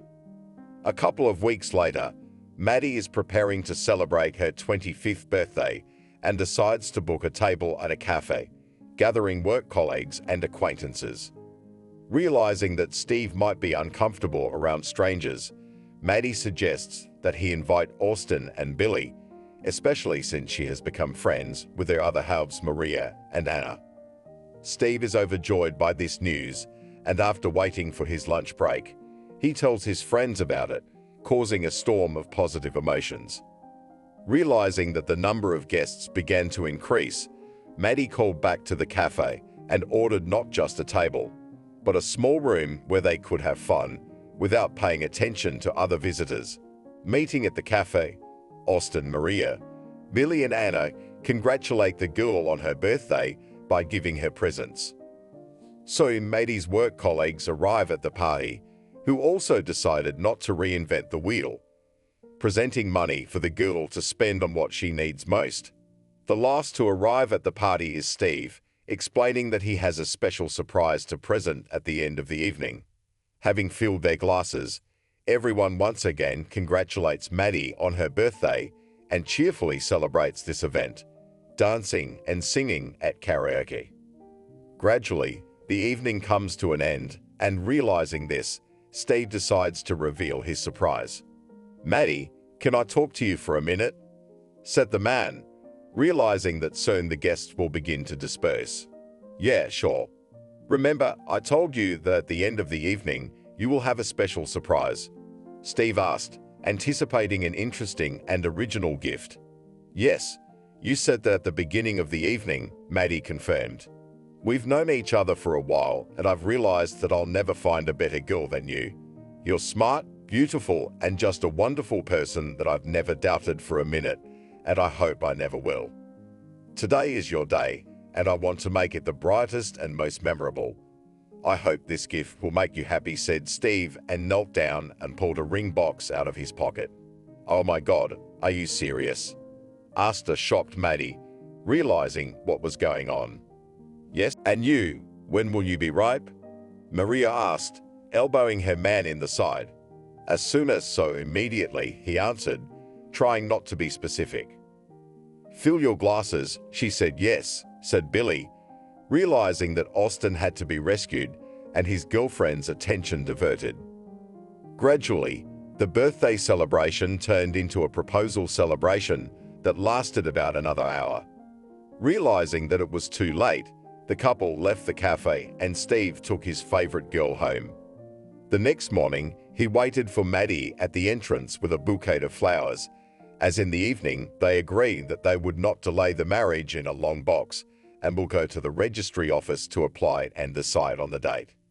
Meeting Maddie, Steve and his girlfriend keep the promise they made to each other the night before. Back home, Steve tells his parents that he has proposed, and this morning, he and Maddie have already applied to the registry office. Mother and father are truly happy because their son has chosen a wonderful girl and has finally become an adult, independent and able to take responsible male actions. "Mom, Dad, we need to talk," said Maddie, returning home, who also decided to tell her parents about everything. "Yes, daughter, is something wrong?" asked her mother, trying to understand what Maddie wanted to talk about. "Steve proposed to me yesterday, and we applied for the registry office this morning. I hope you're happy." "Yes, my daughter, I'm very happy for you," Selena replied tearfully and hugged her daughter. "Are you in no hurry? Maybe we should meet a little more," asked the father. "What are you starting?" "Stop it. They are happy and love each other," the woman objected to her husband, so that he did not spoil the mood of his daughter with stupid questions. "No, we are not in a hurry. We did it consciously and are ready to become husband and wife," coldly replied Maddie, not giving in to the provocation of her father. "Good girl, everything is right," Selena supported her daughter. Mickey wanted to say something else, but at some point he changed his mind and went out to the entrance to have a smoke to relax a little and not to continue the conversation. When he returned to the apartment a few minutes later, he also congratulated his daughter and wished her to be happy, because she really deserved it. In the morning, Maddie left for work, and her father, deciding to keep her mother a little longer, asks her to give him a few minutes for one very important and delicate topic, which he did not talk about yesterday. "You do realize that Steve needs to know about what happened 15 years ago, don't you?" Mickey asked. "Why would he need to know about it? They love each other. What else is needed?" replied his wife, believing that it was not necessary to tell about the past. "I don't agree with you. It is very important and can affect their communication and relationship. Such a secret can lead to scandals, and that's at the very least. Have you considered that such a secret could be the beginning of the downfall of your daughter's family life? Or do you want him to leave her after a few years, discouraging all desire to marry a second time?" continued to insist on his head of the family. "Stop it. Nothing like that will happen. They are doing well, and it is not worth getting involved. I forbid you to talk about what happened then. Forget about that incident and live your life in peace," Selena replied, not wanting to rehash the past. "I can't do that. It's not fair," her husband objected. "Did anyone ask you?" "Silence, if you do not want it to affect our personal lives," rudely replied the wife, trying to protect her daughter and her fiancé from unnecessary information for them. Outraged by his wife's behavior, Mickey said everything he thought, and having scandalized his wife, left the house, slamming the door. After a walk in the fresh air, the man went to a cafe and decided to drink a whitewash to calm down a little and let the situation go, trying not to interfere in his daughter's personal life and not to spoil the upcoming wedding. A couple of days later, Mickey realizes that he as a man and head of the family should not only support his daughter, but also help financially, because her fiancé is not rich, and the wedding should be lavish and memorable. Getting ready for the wedding, Mickey rented an expensive restaurant, allocating money for a cake, a suit for the groom, and an exquisite dress for the bride. Having spent heavily, the man does not count the money, realizing that his daughter deserves to be the happiest. The hustle and bustle and preparations continue, and imperceptibly, the wedding day approaches.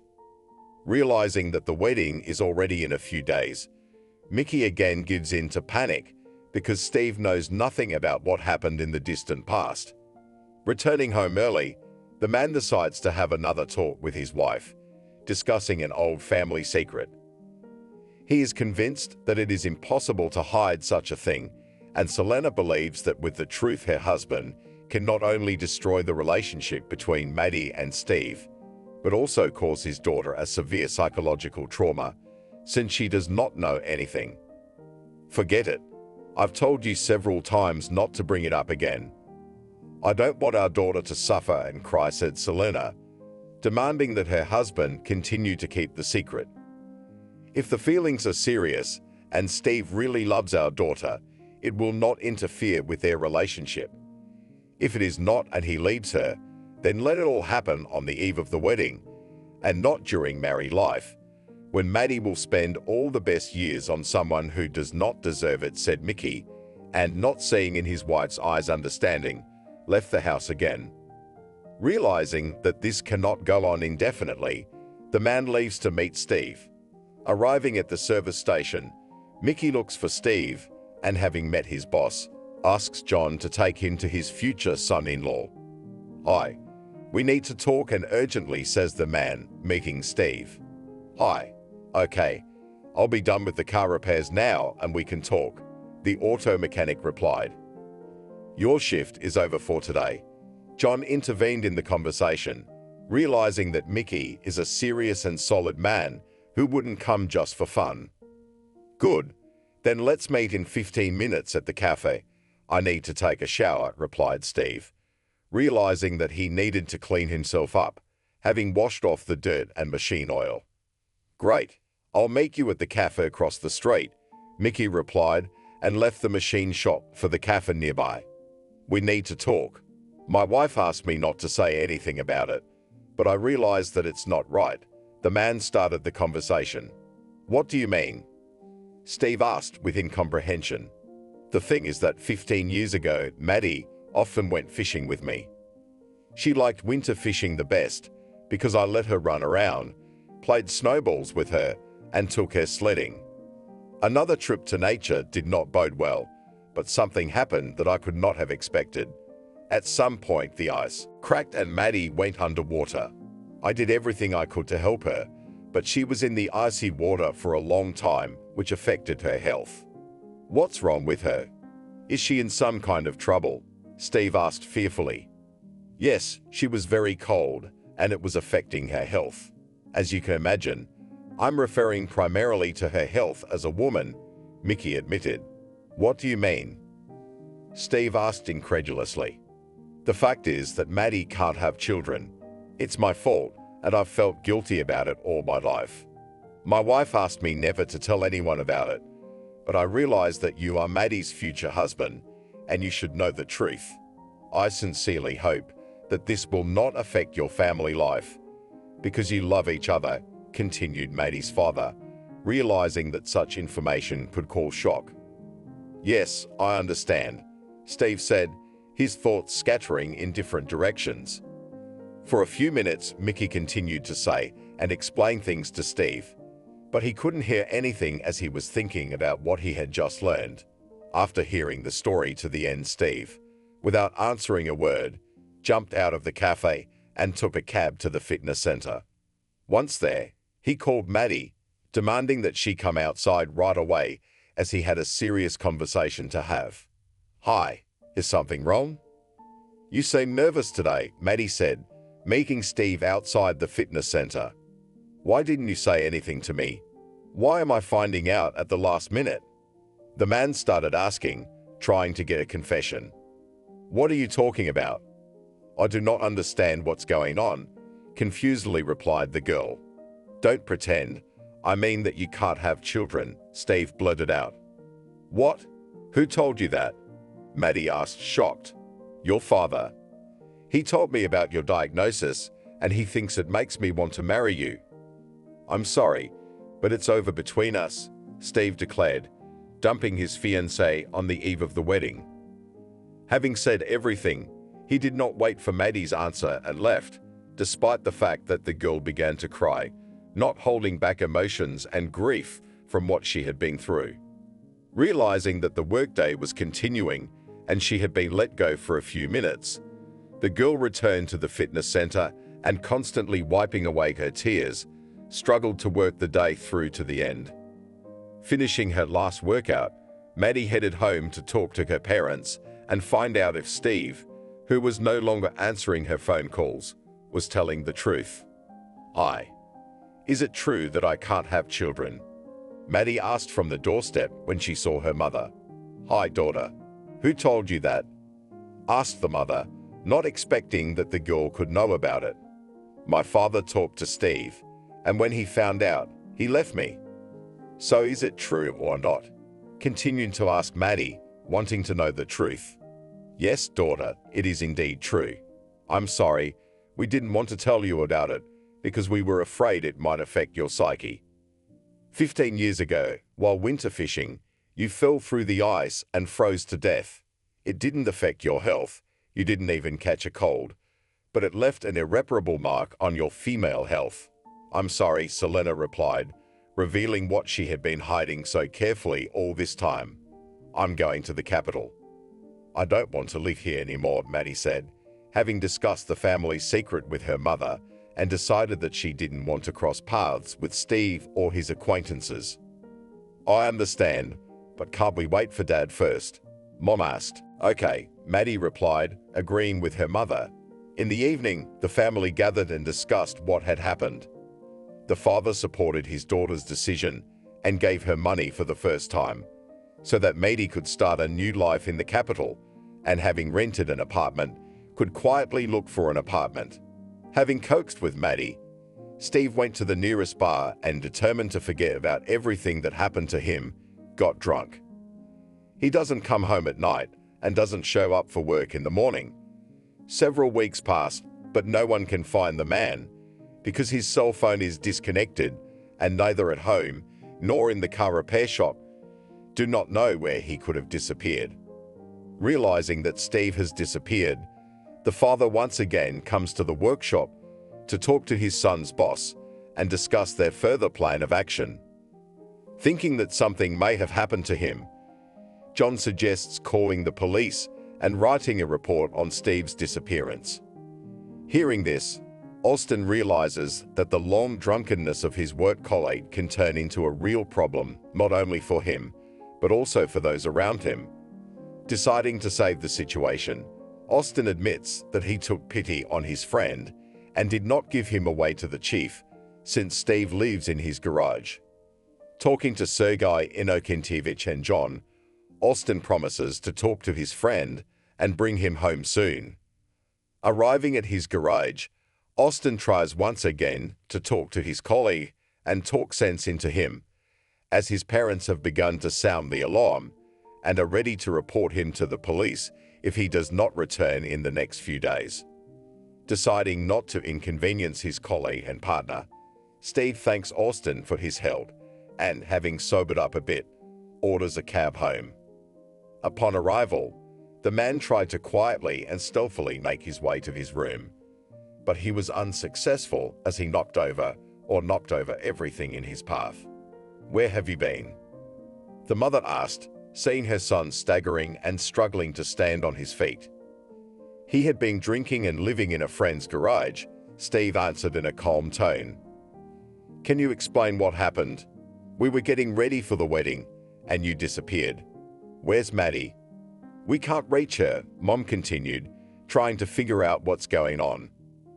Forget about Maddie, she's gone. We broke up with her. I'll do better than her. What do you mean forget? What happened? Did she dump you?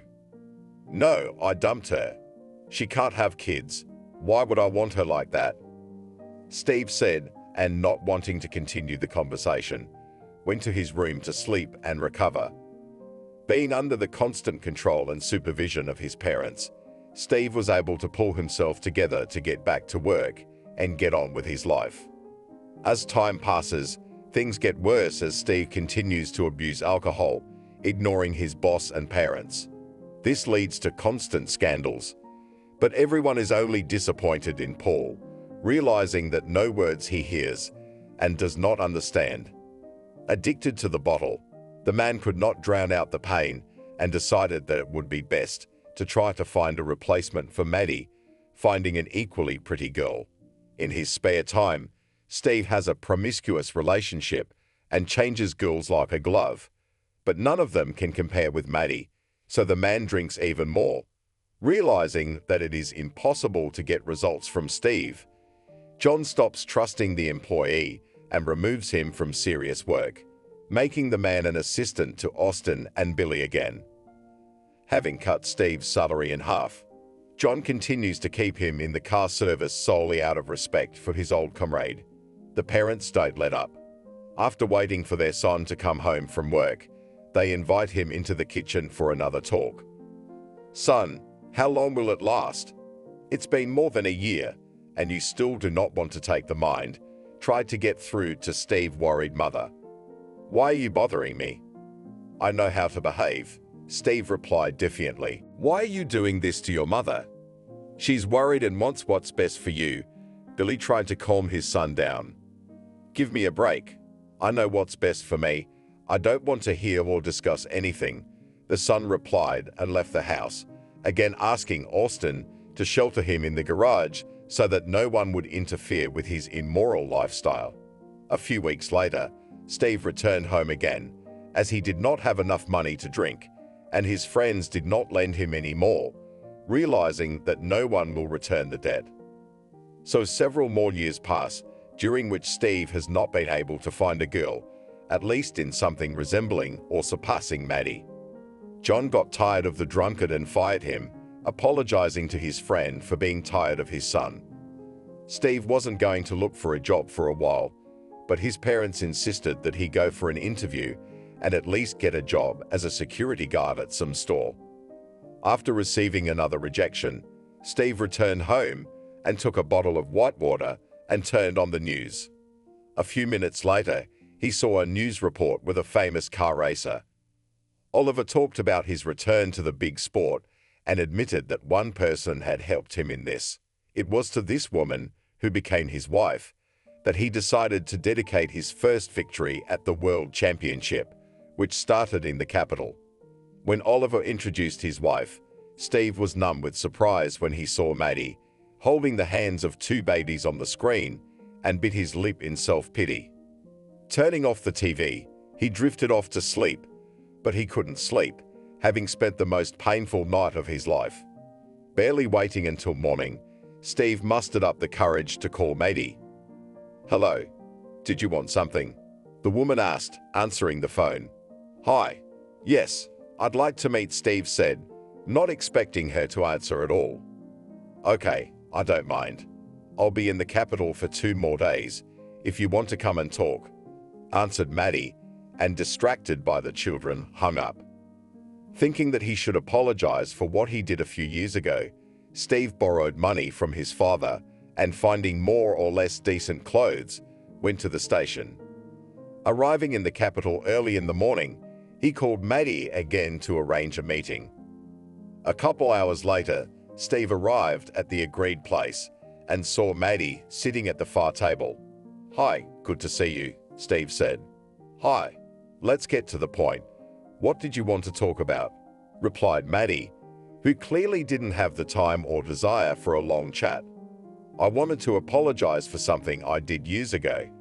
Since then, I haven't met any girl who can compare to you, and I realized that I did a huge stupid thing that I still regret. Don't beat yourself up, it's okay. Moreover, your act gave me a new life, and I'm grateful to you for that. At that moment, I was broken, because you left me on the eve of the wedding, and it seemed that life gave a crack.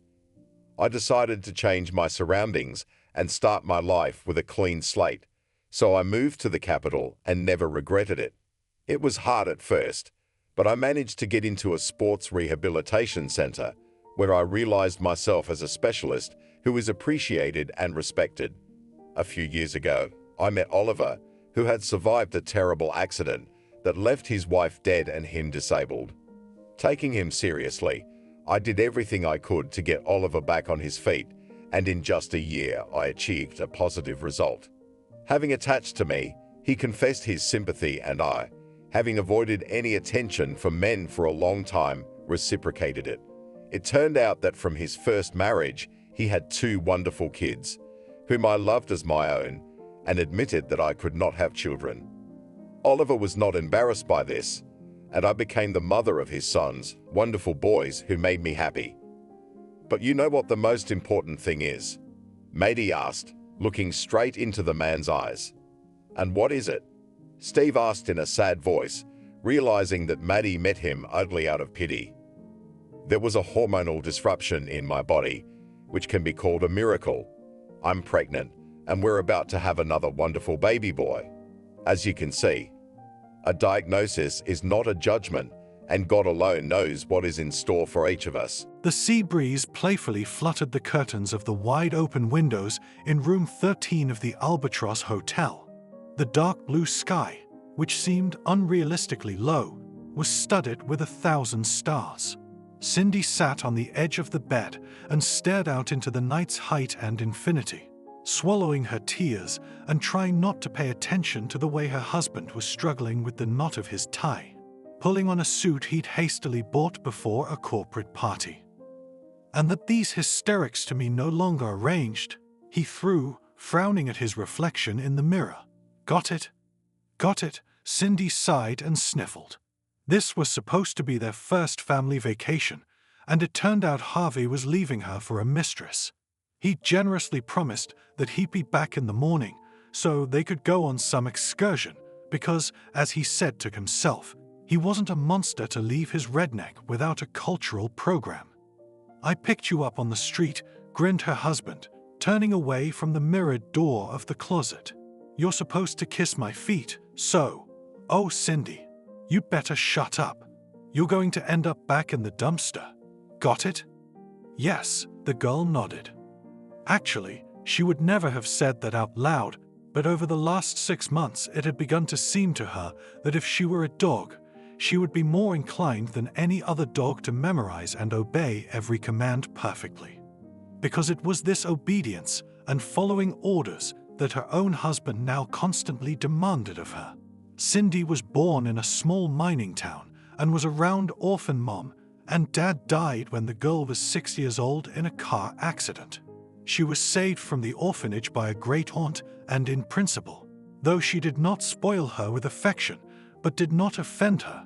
But then she also passed away. A short-lived cancer took away the last close person neatly under Cindy's 18th birthday.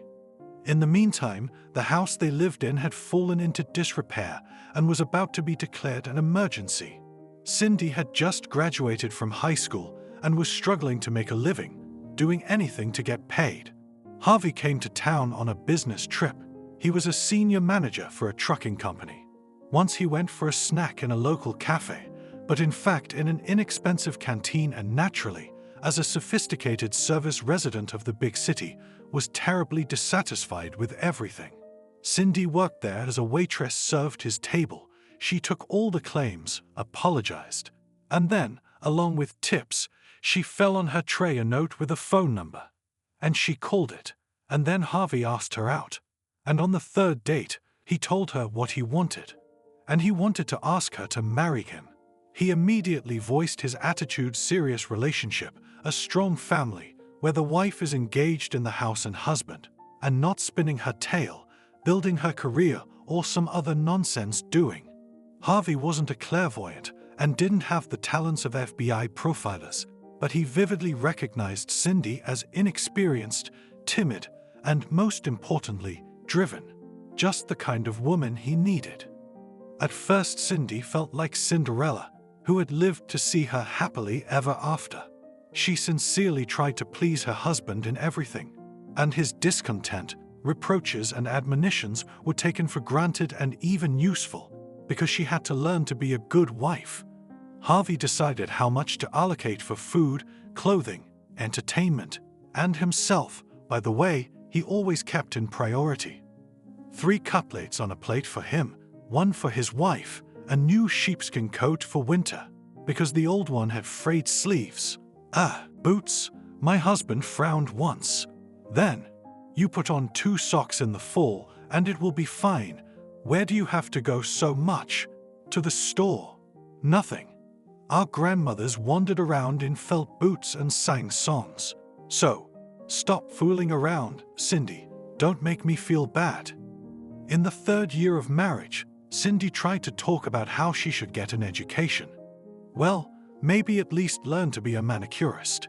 Then she could get a part-time job in her spare time. Of course, she'd have to buy materials, she said with a shy smile, after a particularly delicious lunch, when she'd baked her husband's favorite charlotte for dessert, which Cindy hoped would make him feel better. But it would all pay off quickly. And then, what did I tell you? Harvey lowered his voice. What did I teach you? What kind of manicure, I ask you? Well, I could still learn to be an accountant and work from home, Cindy said sadly. A wife should obey her husband and do everything for him. Harvey shouted and banged his fist on the table so hard that all the dishes clinked, as if they too had realized who was the master of the house and who was not to be crossed under any circumstances. Cindy didn't. She thought for the first time that her husband was being unfair to her. She couldn't understand what was wrong with her wanting to be able to earn money too. Things could happen. Maybe he'd lose his job, and while he was looking for a new one, her penny would come in handy. And then, Cindy was terribly afraid to admit it, but sometimes she wondered what would happen to her if one day Harvey fell out of love with her. What would she do then? She didn't even have a place to live in her hometown. They'd sold it as soon as they were married, and the proceeds went into the family budget. What did they buy with it? I think they upgraded Harvey's car and took in appliances. However, Cindy tried to chase such harmful and also ungrateful, stupid thoughts away from herself. After all, on the whole, their marriage was normal. Yes, that was the definition she most often thought of. And she also tried with the diligence of a lost traveler in the winter woods, trying to keep the fire burning, to do her part to make sure that nothing threatened the marriage from her side. Because Cindy loved Harvey after all. Yes, things had gotten complicated at times in their relationship. But how many other moments were there when it was enough for her to cuddle up to her husband in the evening, to take shelter under his strong arm, and the whole outside world seemed to disappear, to melt away. Only the two of them remained, and it seemed that all the difficulties were just vanity and trifles. But love, real and strong, was still there in their union. It's just sometimes hard to see it behind life's troubles, stresses, and all that. So when 3 months ago Harvey announced that they would go on vacation and to the sea, Cindy decided that now, perhaps, she should consider herself the happiest person in the world. She wouldn't have dared to ask about it directly, but she thought it was Harvey's way of making amends for all that had gone wrong between them. He even, by the way, gave her a good amount of money to go shopping, because it was necessary to take a new swimsuit, beach towels, sunscreen, travel. By the way, Harvey, that is called, snatched a gorgeous last hop tour to a small island country south of India. The manager in the travel agency lulled Nightingale Country, this relatively recently decided to open for tourists and get there, in fact, was a huge success. Travelers expected clean, golden beaches, a national park with endemic species of birds and butterflies, city tours, and even the opportunity to admire the palace of the local ruler from afar. Formerly, it was a prince in his dynasty, but in the international press, often this man was called dictator. The main thing, of course, is to follow the rules, said the manager of the travel agency after the trip was sold. Local etiquette, you know. Yeah, Harvey said absent-mindedly, who had just gotten a text message from work, but not about work. Here, take a booklet. The manager smiled sweetly and handed out a mini-magazine, which told all sorts of tempting things for tourists, plus gave the very recommendations on how not to get into a lot of trouble. The thing was that the code of laws of this country differed in some respects draconian rules. In particular, it was forbidden to take out local money because they depicted members of the royal family. It was also forbidden to take shells from local beaches as souvenirs. Harvey took the booklet and stuck it in his pocket later. At home, let his wife read it and enjoy it. Right now, he had more important things to worry about. For a whole month, Harvey had been having an affair with Sarah from the personnel department at work. She was a tidbit divorced, but not a single mother.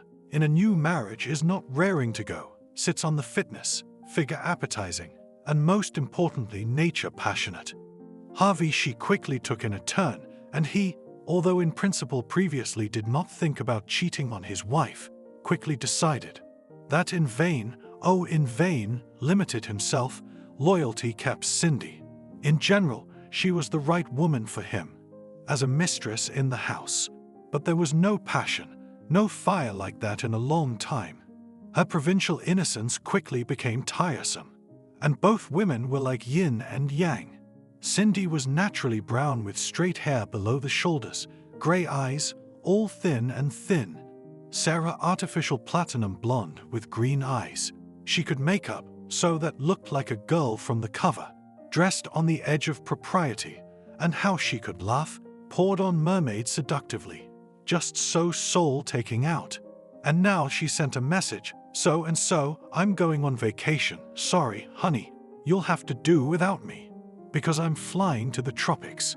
Harvey grinned, and as soon as he left the office of the travel agency, dialed the number of his mistress. Sarah, sugar, you know, I'm going on vacation too. Well, no, not alone. Who cares? I'll tell her she'll sit down. She won't make a peep. So, get ready, my girl. In general, Harvey was not going to cheat on vacation so quickly, he thought, the first couple of days really spent with his wife, and then as a dessert to the mistress. But in the evening, when he reached for Cindy, she suddenly turned away, saying that she was tired after the road, that she was nauseous because she'd eaten something wrong, that she had a headache. Harvey was in a different mood, and when he realized he couldn't get any affection from his wife, he just snapped, because he didn't understand. I mean, can't you just be patient? He feeds and drinks this fool. He brought her to the seaside, and she turns her nose up. Her head hurts, you see. So it's her own fault that he's leaving now. The time was 8 o'clock in the evening, and the day in these latitudes was ending unusually early and abruptly, replaced by a humid, stuffy night. Harvey snorted and went into the shower. Then he began to dress and even began to hum something under his nose. "Where are you going?" his wife asked. He looked at her and wrinkled his nose. She was pale, with bags under her eyes, wrapped under a blanket as if she were freezing, her face wrinkled with displeasure. "Go for a walk, or do you think I gave all this money to hang out with you?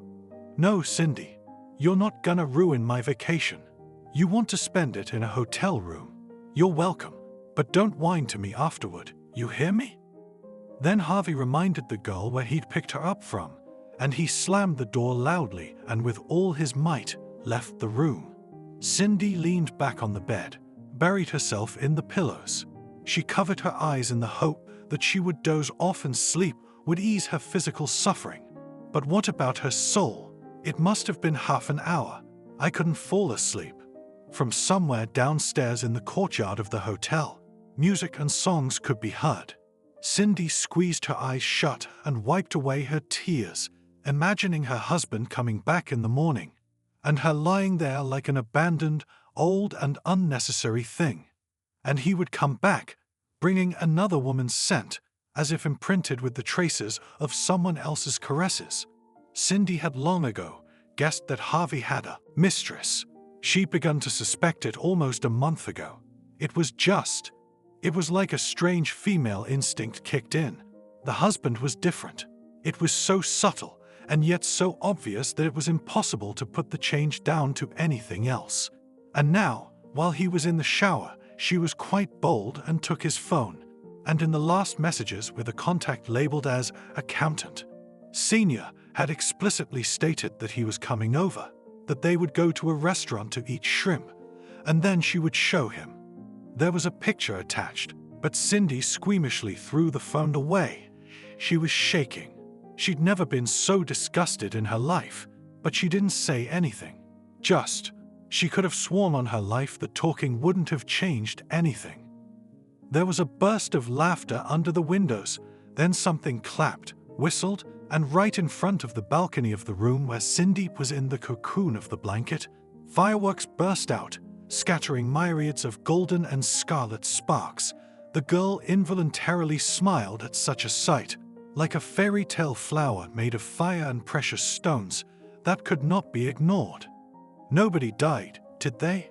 It's just her husband cheating, Cindy suddenly told herself. It was something strange. She suddenly realized she didn't want to cry anymore. It wasn't the tears that had run out. It wasn't the pain of her husband's cheating that had devastated her. It was just, she didn't want to cry anymore. And she also thought that it was really bad for her when she lost her mom and dad, even though she doesn't remember it almost. And now, her husband cheated on her. Not her first, not her last, as they say. She felt better, too.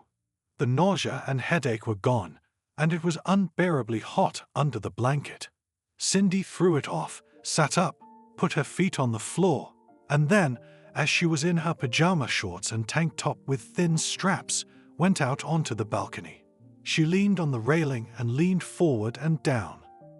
The sea, almost black in the night, but glowing with lights from the stars, the yachts moored in the harbor, and, of course, from the moon's path. It was noticeably cooler and fresher. The hotel staff, concerned about the guests' revelry, had dispersed those who had set off the fireworks, and now the courtyard below was empty. Cindy bit her lip and smiled at the thought that suddenly occurred to her. What if she went for a walk right now? After all, it was the first time she had ever been abroad, and Harvey had behaved like an asshole. Yes, there was no shame in calling her husband that in front of herself. He deserved it, but why should she suffer? Oh, he would have been happy if she had stayed in the room until morning, but to his shame, she wouldn't. Soon enough, Cindy stepped out of the shower and opened her closet. In general, her closet, even updated for the vacation, did not shine neither expensiveness nor variety. The girl for the first time so frankly thought about the fact that she all these years as it ignored the needs of many other women. For example, the need to dress beautifully, fashionably, to her own taste. She was an idiot, Cindy told herself. You really should have thought of that before. That if you want financial freedom, you have to be able to earn it yourself. Sighing at the years of marriage full of mistakes, Cindy took down the rack with the little black dress. She'd bought it for last New Year's Eve and had worn it out with her husband. It was a simple slip dress with an elegant boat neckline and a palm above the knee, with short sleeves that exposed her shoulders. After changing her clothes, the girl took a little mascara, a smoky pencil for a short arrow on her upper eyelids, and a transparent cherry-colored gloss on her lips. Cindy didn't normally wear heels, but she was going out, so she wore black shoes with a thin stiletto heel and a silver strap around her ankle. There wasn't much cash in her purse because they were on vacation and Harvey had said that his wife was a fool and would get screwed over, so he would pay for everything himself. But she had some change, and Cindy hoped it would be enough for one cocktail. Non-alcoholic, of course. Cindy never drank anything stronger than kefir. By the way, she annoyed her husband because their couple at the same New Year's Eve parties became the object of jokes. Going down in the elevator to the hotel lobby, Cindy remembered that she had forgotten her phrasebook, but she hoped that for sure in the cafes and in general around many people probably speak English quite well. It was the second main language of the country after the local language, which was an intricately woven linguistic heritage of French, Portuguese, as well as local dialects that had been spoken in the area before European colonization. When we were just about to go on the trip, Cindy, by the way, told her husband that she knew English well at school. She had his in it, and then she was fond of it, purely for herself on the internet, studying with free materials. But Harvey put her in her place and said that she was a provincial fool and not to embarrass him there. He said that he himself would communicate with everyone he needed to, and in a phrasebook. Actually, Harvey didn't know English. More precisely, he knew, as Cindy was tacitly convinced, at the level of how do you do, and no more. Leaving the hotel lobby, Cindy followed the stone-paved path through an alley of tall shrubs. The white and lendenza pink flowers, which did not close even at night, exuded a sweet, candy-like fragrance. "We're closed, miss." The waitress waved her hands guiltily as she greeted her late guest at the closed doors of the cafe, where Cindy had hoped to spend her time over a coconut cocktail she had selected from the menu, having browsed online while on her way here. Fish poisoning in one of the guests, we're checking the entire kitchen and the supplier. We're off today and tomorrow too. "Oh, that's how it is," sighed the girl. There was only one more restaurant on the territory of the hotel, but it was there, judging by the text message, her husband had a date with his mistress, and naturally, Cindy had no desire to run into them there by chance. Do you know if there's anything else nearby? A cafe or something?" "Of course," smiled the waitress. "Across the street is the Velvet Restaurant." Cindy shook her head. She couldn't afford a restaurant. The waitress didn't know about her financial difficulties, of course, but she realized that this was not the right place for her.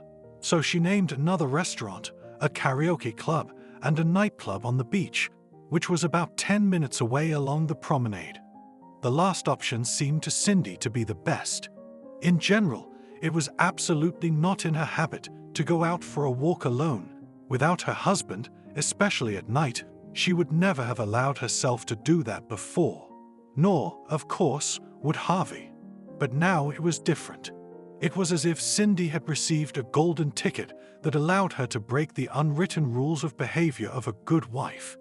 The entrance to the club was unexpectedly crowded. The security guard, a tall black guy, let people in without any hurry and turned some of them aside. The familiar word, face control, flashed through Cindy's mind, and she thought that against the background of the modeling data of the girls entering the club, she would definitely fail it. I didn't want to be embarrassed, but then the queue moved forward abruptly and a flock of young people poured into the club, and Cindy found herself right in front of the mighty guard. "Good evening," she smiled guiltily and was about to turn around because, well, this club. The room bar has sodas and juice, but then a slender, gothic-looking brunette came out of the club and waved her hand. "Cindy?" "Me." The girl jabbed her finger at herself. She was confused as to who could possibly know her. The name, of course, was pronounced a little garbled, but that was probably because the speaker was foreign. "Cindy, where the hell have you been?" repeated the brunette, already irritably impatient. "Let me through." She waved to the guard and he nodded, took Cindy under the elbow and led her, almost dragged her inside the club. "Excuse me, do we know each other?" She tried to clarify the situation, because she couldn't remember the gothic look on the girl's face at all. "No," she answered and confused the traveler completely. "They are waiting for you." "Me? Who?" Cindy wanted to understand what was going on here, but she didn't have time. She was grabbed under the arm again and dragged up the scarlet-carpeted staircase. Music was blaring, colored lights flashed in the darkness. The second floor of the club had a more private atmosphere. "Listen, how do you know my name?" "Shut up," the brunette grumbled. "That's it." She abruptly turned. Cindy took her, grabbed her by the shoulders, and gave her a critical look. "I'll kill. One day, that's for sure. Although, there's something about the humble simpleton look." Another twist and a slight nudge in the back. Cindy almost lost her balance as she fell into the closed box. It was a private office, one side with a balcony overlooking the common area of the club.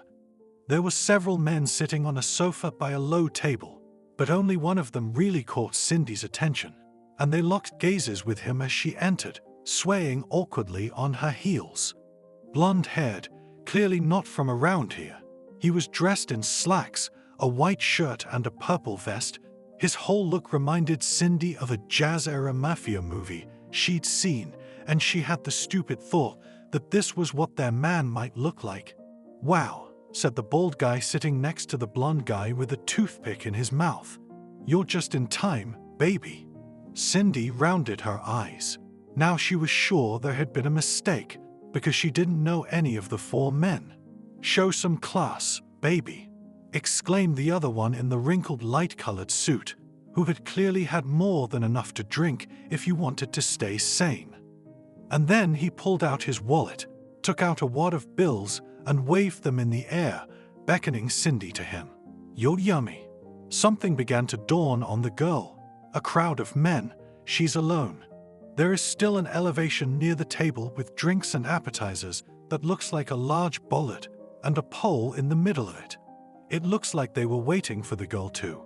Cindy felt a blush of shame flood her face as she was mistaken for a stripper. But why? Was she dressed so shamelessly? Not really. Compared to many of the other girls in the club, she was modest. "I'm sorry, you're mistaken," she muttered, and felt sick at the absurdity of the situation, at the fact that her knowledge of English had eroded from her head, and now her situation, if she couldn't explain herself clearly, could become much worse. "There's been a misunderstanding. I'm sorry, I have to go," she squeaked pitifully and rushed away. But another man, dressed in a black suit with a red tie, suddenly grabbed her across the waist and pulled her toward him. Cindy shrieked and fell on the couch, tried to fight back, but it only made things worse. Now she was lying with her belly across the knees of the guy who had caught her, and her nose was in the knees of the one who looked like a mobster. What a horror! "Dan, chill out," came the handsome, deep male voice above her. The next moment Cindy, floundering like a fawn barely learning to walk, was on her feet, supported by strong arms. "What's your name?" the blonde man asked sternly. Now that he stood up, it was clear that he was much taller than her husband, and to look him in the eyes you have to tilt your head. Cindy. No, Cindy.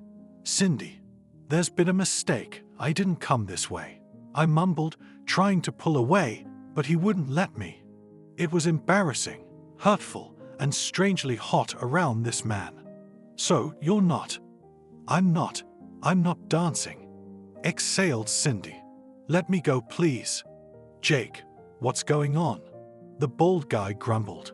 "I know it's your night, but there's only one girl for everyone. Or do you want a private dance and we're screwed?" The blonde was about to answer something, but then in the VIP box entered a new-faced blonde with gorgeous forms in a tight scarlet, shiny dress and high platform shoes. "Boys, sorry we're late. Cindy will entertain you now. It's going to be hot," she chirped. "Cindy," the blonde turned to her. "Marco's dancer. Were you expecting someone else?" The blonde smiled, twirling a curl on her finger. "What's going on? Please let me go." Cindy was ready to cry. "Guys, have fun. I'll be right back." The man they called Jake waved to the men and led Cindy out of the VIP box. Behind the velvet drapes that closed behind them, a slow, sensual tune was played and cheers and whistles were heard. "Let me go at last," Cindy exclaimed. All right. Just calm down, okay?" The blonde raised his hands conciliatorily and even took a half step back. "What's wrong with you?" "Nothing." She folded her arms across her chest. She wanted to cover herself, not because she was cold, but to cover her shoulders, her neck, and all of herself from that piercing gaze. "If nothing had happened, you wouldn't be in this situation," Jake grinned. "It's just a name mix-up," the girl muttered. "Okay. Hey, where are you going?"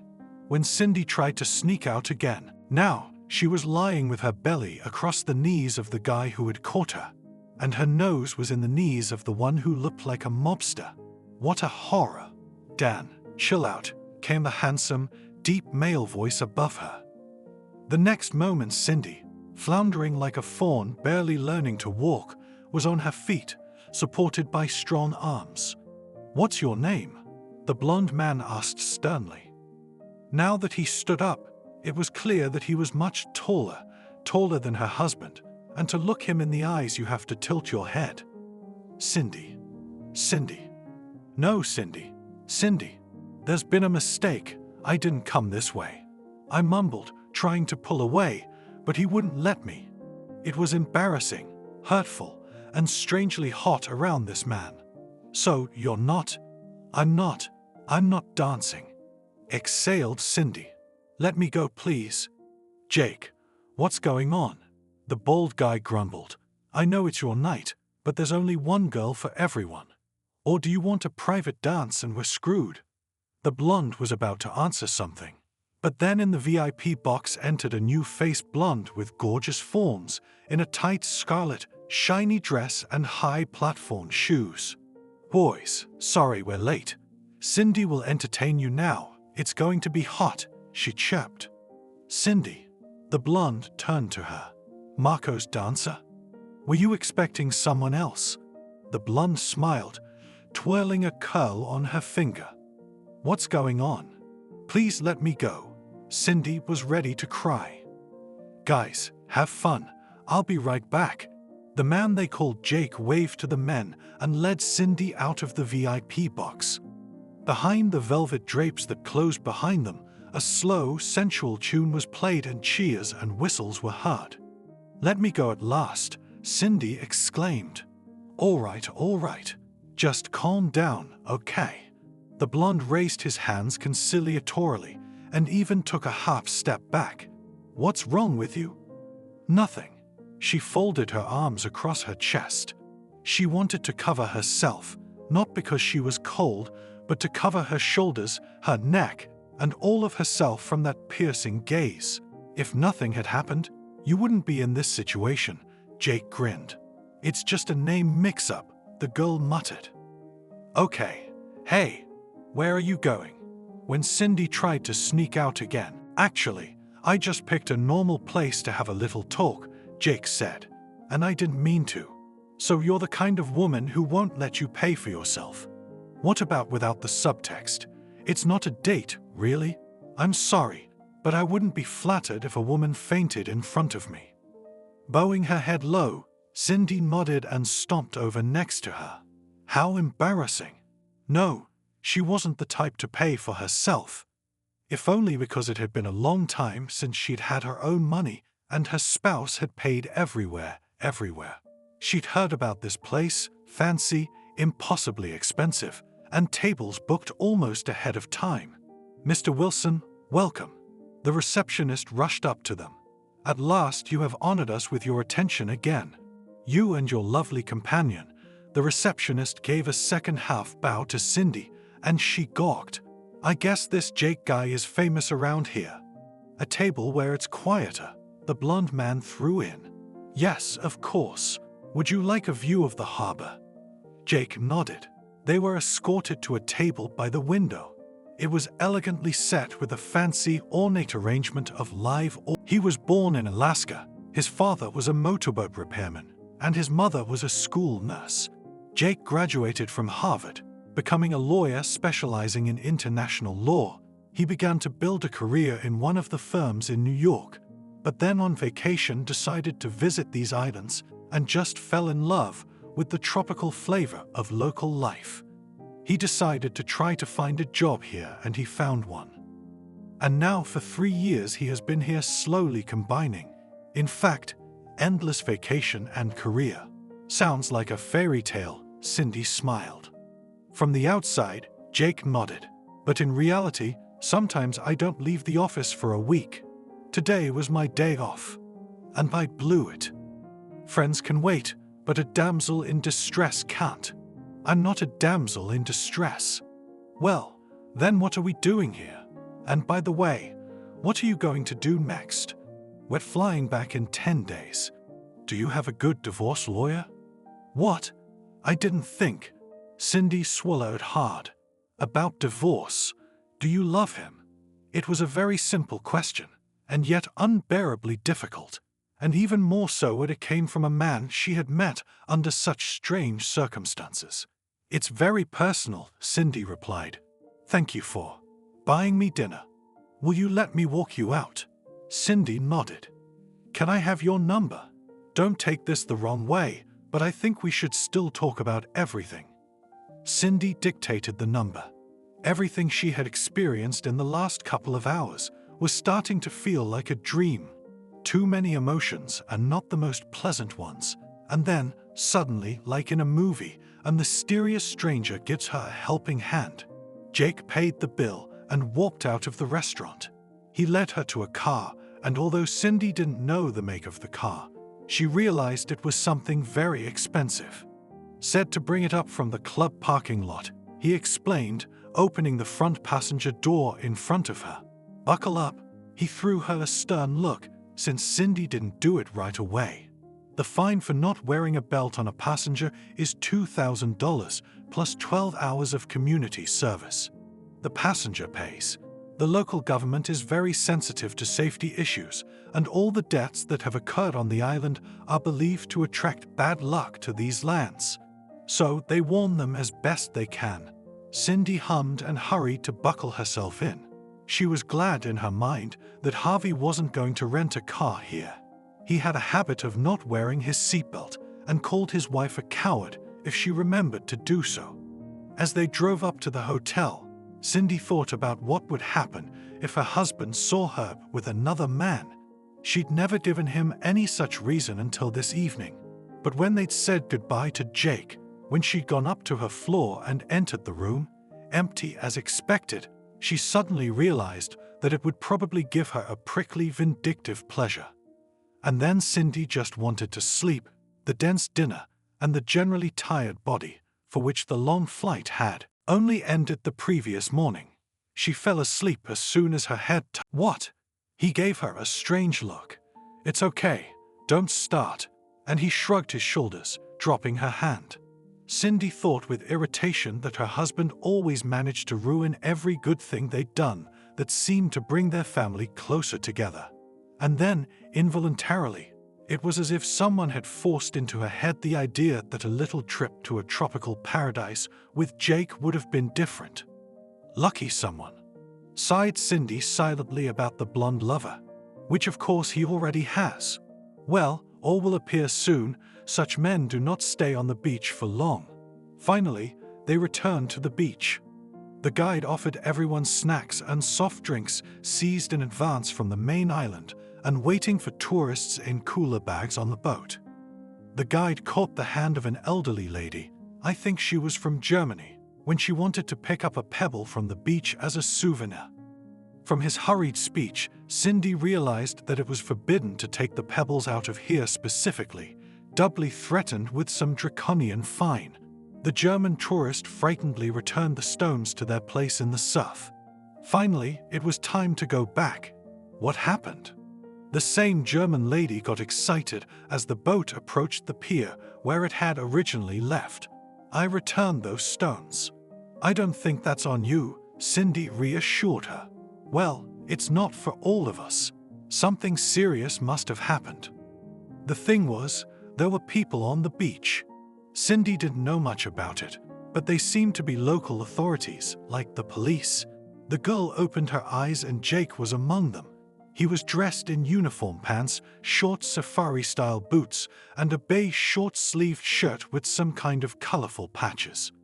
When the boat docked, one of the local law enforcement officers looked into it and quickly spoke to the guide about something. He turned white and turned to his fellow travelers and translated the orders into English. "I need you all to hand over your backpacks and bags. It won't take long. Right now, please." A disgruntled murmur spread through the company of vacationers. "What the hell is this?" Harvey frowned. "They don't have the right." Cindy, who had already handed over her light cotton backpack, in which she carried water, bug spray, and other necessities, smiled reassuringly at him. "Honey, don't worry. It's just a formality. Why should it be?" Harvey snapped at her and averted his eyes. "Translate that, please." The guide turned to Cindy. The National Park Rangers have learned that there are poachers on Pirate Island. The island is closed to the public as of today. We were the last ones to arrive. They are checking everyone returning from it. It is suspected that the poachers want to pass something through tourists, because visitors to the country are traditionally treated with great trust. Cindy patiently relayed the words to her husband. Harvey continued to frown, but finally held out the backpack. The mustachioed elderly ranger took it and opened it. All the campers except Cindy and her husband were up, but they were still crowded around the backpack, curious to see how it would end. Someone suggested that maybe even the boat would be checked. What if the guide had taken something out? Cindy waited patiently. She was getting a headache again, either from the full blazing sun or from her husband. She didn't immediately realize what was happening next. Just suddenly, the ranger took out a box from her husband's backpack, then another one. He opened it and took out something small, like a toy. One of the tourists, who could see everything better, gasped. "Get out of the boat," the guide said quietly, and looked at Cindy and Harvey with horror, but also with reproach. "But what? I don't understand." The girl looked back at her spouse. Harvey. Mrs. Jake, who had been silent and standing to the side, suddenly turned to her.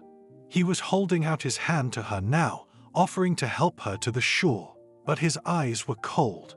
Cindy accepted the outstretched hand. Harvey came up next. Now everything could be seen clearly. Some man dressed like a hospital doctor took what looked like a toy, felt it, and ordered another ranger to do something to a very young boy. He rushed to a nearby car and brought a suitcase with a cross on it. Cindy now realized what she was seeing was small, furry monkeys being pulled out of boxes. The tiny creatures were hanging in the hands of the ranger and veterinarian like rags. Cindy shuddered as to how these had gotten into her husband's backpack. Really? The vet was doing something to cover the animal's face with an oxygen mask, something to put into its mouth from a vial. Suddenly, the animal twitched and squeaked. The veterinarian gently intercepted the monkey and put it in the cage brought after the first animal aid suitcase. One of the tourists applauded the rescue of the animals, but in general, everyone was quiet. "Mister, you'll have to come with us," Jake said to Harvey. "It's not mine," he replied, his eyes rounding. "I don't know how it got there." "Mister, you have to come with us," Jake repeated with pressure and turned to Cindy. "Translate to this man, Mrs., that we just want to get to the bottom of this." Cindy spent the next few hours, after her husband, of course, had to get into the ranger's car and drive to their office, in a fog. She didn't see Harvey, who was talking to him in a separate room somewhere, and she was sitting in what appeared to be the reception area. And she couldn't accept reality. Yes, her husband wasn't perfect, but to believe that he would do such a thing was just impossible. "Mrs. Douglas," Jake called her by her husband's last name, "we need to talk. Would you be so kind as to come with me?" The girl nodded and stood up. She followed the blonde man into the office, and judging by its size and the fact that he sat at the desk with no one else there, she assumed he was some kind of boss.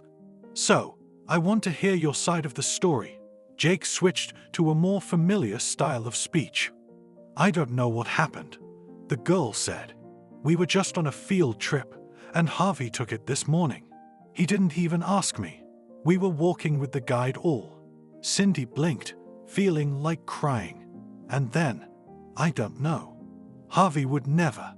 "Your husband took part in smuggling an endemic species of marmoset." Jake leaned back in his chair, folded his arms across his chest, and gave the girl across from him a mocking, icy stare. "I doubt they took the sleeping pills themselves, lay in the boxes, and dropped into his backpack like ripe coconuts." Cindy didn't recognize him. The man who was in front of her now looked nothing like the man who had taken care of her so unexpectedly and warmly yesterday. And it was certainly not because he had taken her to a restaurant for nothing, but he had shown ordinary human participation. He had listened to her. He wasn't indifferent. "You don't think..." This sudden realization was frightening and insulting at the same time. That I'm in on this too. Jake said, and smiled. That's an interesting idea. Actually, I had that theory. I even wondered if our meeting yesterday wasn't a coincidence. But on the other hand, you didn't ask me anything about the operation of our parks. You didn't try in any way to gain my special favor. At his last words, Cindy felt her cheeks flush again. So I think, given what you've been saying about your husband, maybe you had nothing to do with it. Of course I had nothing to do with it, Cindy exclaimed. I didn't even know we were going to this island. Your husband didn't buy the tour, by the way. He was given 2 tickets. A woman named Sarah. You know her? Yeah, Cindy nodded. She's my husband's mistress. She originally wanted to go to the island herself with someone local, we even suspect with whom. You see, imperial green-eared marmosets are very expensive on the black market. They're caught, put to sleep, packaged like you saw, and tried to smuggle them across the border. More than half, if not 70%, of the animals are killed, but the income from the sale of the rest is enough to cover all the costs and risks. Apparently, Sarah was chosen at random as soon as she arrived on the island. Sometimes the locals, businessmen, work with tourists. It's awful, Cindy said. Harvey, he's been having trouble with money lately, she added deafeningly. Sarah seems to have been scared to go into the business herself. We know for a fact that the man who was supposed to accompany her backed out at the last minute and ordered her to take the monkeys alone. And she, just like that, decided to entrust it to a man who was tempted by the alleged ease of the adventure and the generous reward. Unfortunately, we have already had a similar experience. The airport security service missed the export of several species of butterflies. They were in the caterpillar stage, as well as lizards. In the near future, by the way, we expect to catch poachers. They have been on the island, supposedly for 3 months, and are simply afraid to return, as they do not know which of the owners of boats carrying tourists can still be trusted. What will happen to my husband? Asked Cindy. I don't know, shrugged Jake. What do you mean? The girl got up from the table. I thought you said you had very strict laws. He's a foreigner. You wouldn't dare. Actually, these very marmosets are on the coat of arms of our ruler. He'll be furious. He'll want to, say, punish someone who's insulted his country. No, Cindy shook her head. There must be something we can do. I don't know. Please. Jake turned away, looking out the window. Last night he was just going to relax with his friends at the club after a busy week.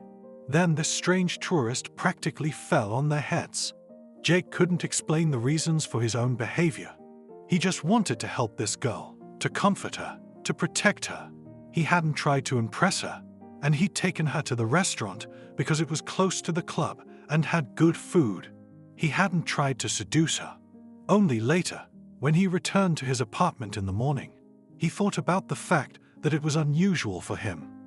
After all, it seemed that if he showed a little more persistence, she could be with such a nasty, as she said, her husband, at least a couple of kisses to give. And the girl had been on Jake's mind ever since. And now it was so that he began to make an additional plan to get his own. Jake's good education and natural acumen helped him build a brilliant career in a place where foreigners were treated with a duality of endless hospitality and wariness at the same time. At first, he was a visiting consultant on international law, which was important because the water borders of the small island nation were claimed by many. Then he was offered a permanent position in the National Park Service, of which there were 4 scattered over 4 islands out of the dozen that make up the country.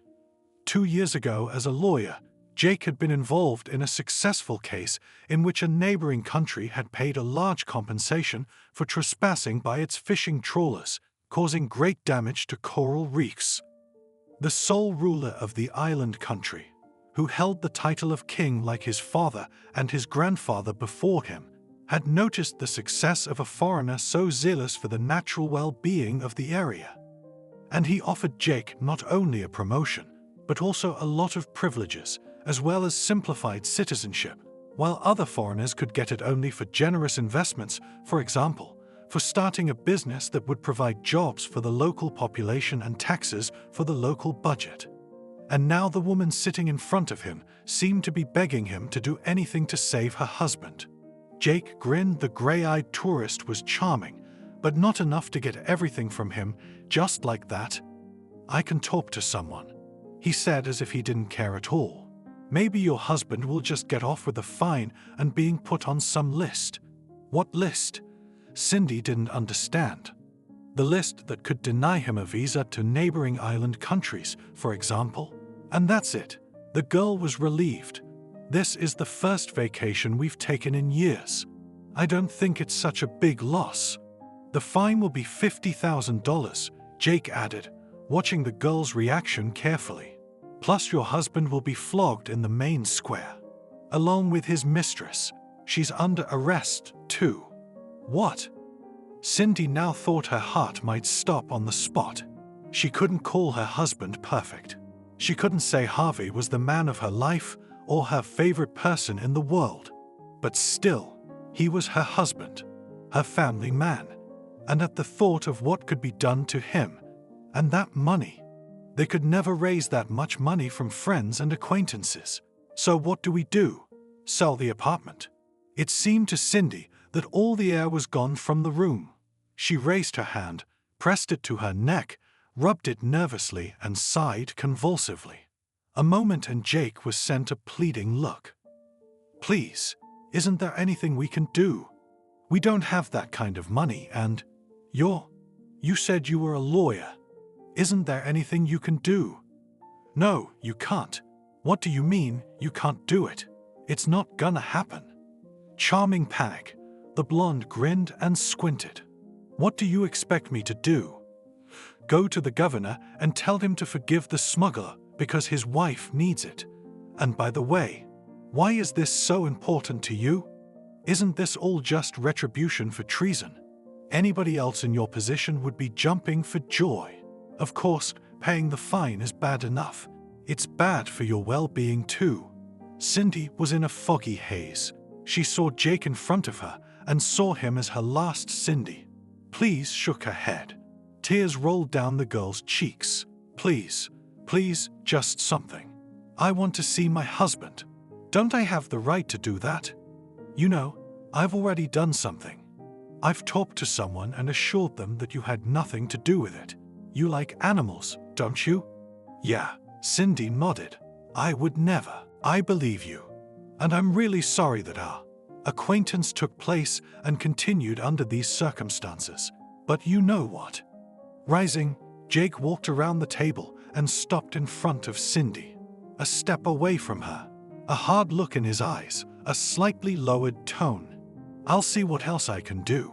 Let's meet tonight and talk about it, okay? Here." He quickly wrote something on a piece of paper torn from a notebook. "Come to this address at 10 o'clock tonight. And don't talk to the press, it'll be worse for you." The hours to the evening passed swiftly and yet painfully slowly. Cindy spent the rest of the time in her room. She was knocked on twice, once when she ordered room service and the second time when the porter told her that a member of the press wanted to speak to her. But she naturally refused.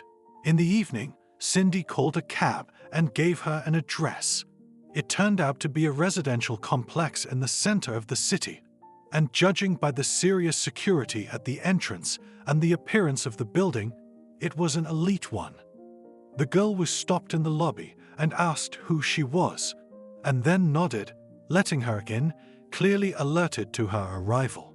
Cindy consoled and encouraged herself Jake would definitely help. How could a man who had been so generous and friendly the first time they met do otherwise? He had been rude during the day. He was just on duty, worried about the monkeys. Stepping off the elevator, Cindy stopped at the correct suite number and pressed the bell button. A moment later, the door opened. Jake smiled at her. "Come in." Cindy looked around the apartment without much curiosity. Stone walls, leather furniture, lots of gray shades. It looked expensive, stylish, but it was cold, uncomfortable. "Can I pour you a drink?" a man asked, walking to the bar. "I don't drink, not at all," I replied. "Too bad." He grinned and poured himself some wine. Cindy sighed. She thought it was better not to talk about something so serious, something that was about to happen, not under alcohol. "Sit down," he pointed to the couch. The girl obediently lowered herself onto it. She put her purse on the coffee table with a glass top and folded her hands in her lap. I wanted to ask what he could do, but I choked on my words because Jake was suddenly very close. His hand slid down the back of the couch so that he was, in effect, putting his arm around the girl. "Tell me, how did you two meet? What did he win you over with?" Cindy thought it was rude to demand answers right away, so she decided it was okay to tell him a little more about herself. "You're such a silly girl," Jake grinned, setting down his glass of wine. "You're very pretty, aren't you? You could have found someone better. At least not after he took you." "What are you talking about?" Cindy frowned. "I mean, you think I should have looked for another man after Harvey did so much for me?" This practical, yet extremely cynical suggestion of how things could have been better for her angered the girl to the core. "I'm just saying that a smart woman always knows how to find what's best for her," he shrugged. "I just can't understand how you still love that guy. But, well, I guess there's something you can do in your case. The thing is that before the punishment, he will have to be examined by a doctor, and he may find out that your husband, for example, has a heart problem. Does he have that?" "Actually, he's healthy," Cindy thought, remembering. "In such a case, the doctor can still say that it is impossible to punish the ruler, does not need that. Instead of a show flogging, there was an execution with the death of a tourist. It would be such a scandal, would spoil the image of the country." Cindy didn't say that such an execution was hardly good for the country's image. Right now, she clung to Jake's option with all her strength, all her hope. "Can you do it?"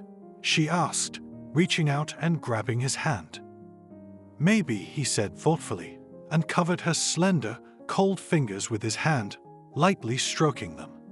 "As for the fine, in principle, you could borrow it, and then, when it works out, you could pay it back. But I have no acquaintance who could so easily borrow $50,000 and wait. I can." "What?" She froze, frozen, looking at Jake.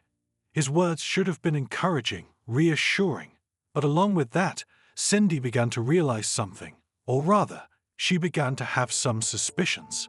Jake was so close. He had met her here at his place and late last night. The only question was, he was so close that she could feel his hot breath on her face. "What are you willing to do to save your husband?" Cindy felt like she'd been split in two. One was horrified at what an abomination, what a dirty deal she was being offered. But on the other side of the scale was her Harvey. And the other part of the girl, the more subconscious part, was crushed by the bitter realization that behind the attractive mask of this man was just a monster, just a low man who had found a way to satisfy his desires no matter what. Against all odds, Cindy exhaled and moved forward, drawing Jake into the kiss. This night she tried not to meet his gaze because it hurt too much. This night she was just doing everything she could to save her husband.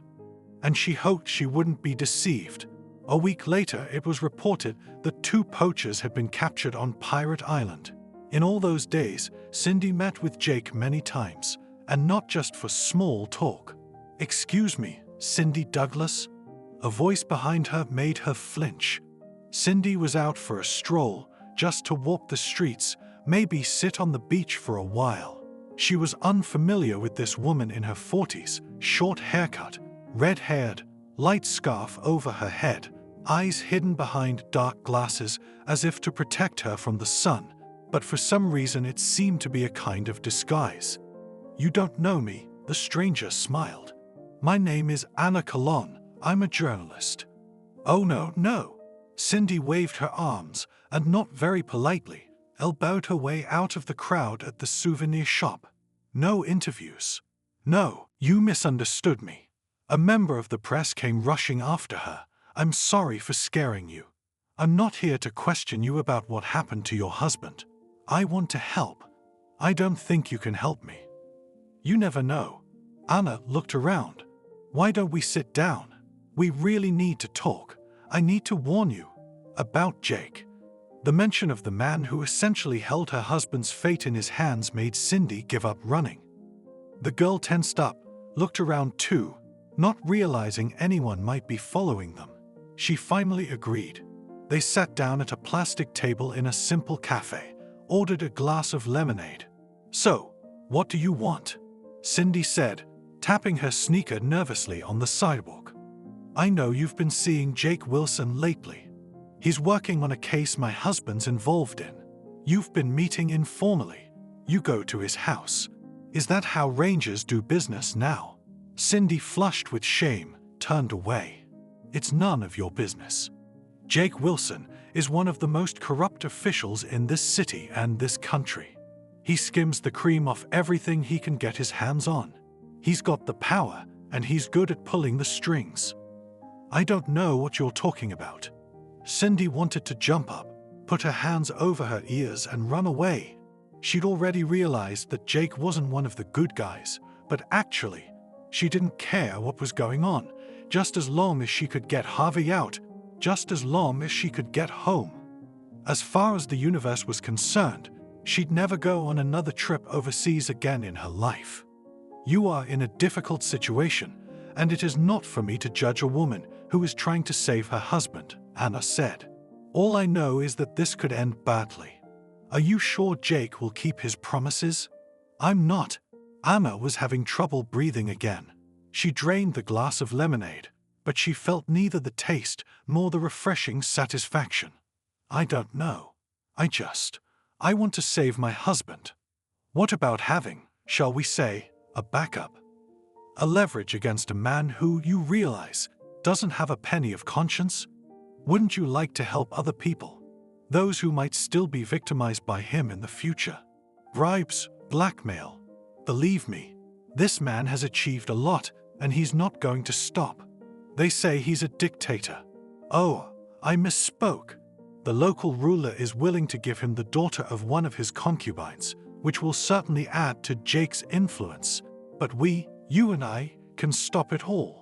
I don't understand you. Cindy shook her head. She could believe what she was hearing, but the journalist's confidence that they could change everything seemed absurd. What could two women, and even foreigners, do here? Anna just held it out to her, showing her an ID card from some French magazine. Just listen to me, Anna said. Then, of course, you can think about it. Just understand that we don't have much time and you, as a brave woman, can influence a lot of things. Cindy listened to her unexpected ally. What she was proposing seemed insane, but there was no alternative. Cindy agreed. Anna clearly explained to her what had to be done and made her repeat the whole plan 100 times. Everything was to take place at the last meeting with Jake. The next day, the ruler of the country was to decide personally what would be the fate of the tourists who had sullied themselves by their ungrateful attitude to the tropical land that had welcomed them. That evening and part of the night Cindy spent at Jake's apartment. She chose the moment when he went to pick up a dinner delivered from the restaurant, which she had no appetite for. And when he returned, she spoke. She called him by name and found occasion to mention his surname. She said that she was grateful to him for using his power to trick her into saving her husband. She also said that she realized he had, in fact, forced her. But did she have a way out, a way to refuse such a powerful man? Cindy tried to get Jake to talk about what else he was doing, in terms of how he was still breaking the rules of the country where he was building his career so successfully. But he soon got bored of her chatter. The girl left as usual in the early morning and returned to the hotel by cab. The local ruler, a heavy, stunted man whose appearance was a bizarre combination of European costume and local traditional jewelry, replete with gold and precious stones, including a crown and rings, made a heartfelt speech on local television that he was happy that at last another corner of nature was cleared of criminals. He also announced that from now on the country will have to intensify its conservation measures due to the immoral behavior of the two tourists who had been so warmly welcomed. The governor said that Sarah had escaped the lashes because she was a woman, and Harvey would not be punished because he had a weak heart. The fine, however, was not waived for Sarah, and she was to remain on the island until she could find the means to do so. And for Harvey, the fine was paid and he could leave the country, and he had to. "Hi," Cindy said to her husband. From the moment they got off the boat, they met. In just an hour, the couple would be taken under guard to the airport to be officially escorted out of the country, so to speak. But now there was one more formality. Cindy and Harvey had to appear in person before the ruler of the island, and they had to kneel down and formally apologize. Each of them had been met in advance by a man from the palace, who had taught them the ritual phrases of apology in the local language, which, by the way, were not so difficult to memorize. Anna warned Cindy that everything would take place behind the closed doors of the ceremonial hall, where only the ruler and his guards would be present. She assured her that this was the perfect and only possible moment to carry out the plan. Cindy's tears came to her eyes and her heart ached when she saw her husband. She wanted to rush over to him. He was there, he was all right, but she, even though he had cheated on her willingly and openly, she felt that she had no right to do so. It was like she was dirty. Harvey gustily embraced his wife. "My darling." He was naturally unaware of the way he had gotten his freedom, and Cindy had sworn to keep that secret to herself forever. "It's all right. I'll be home soon." "What the hell are those bastards up to?"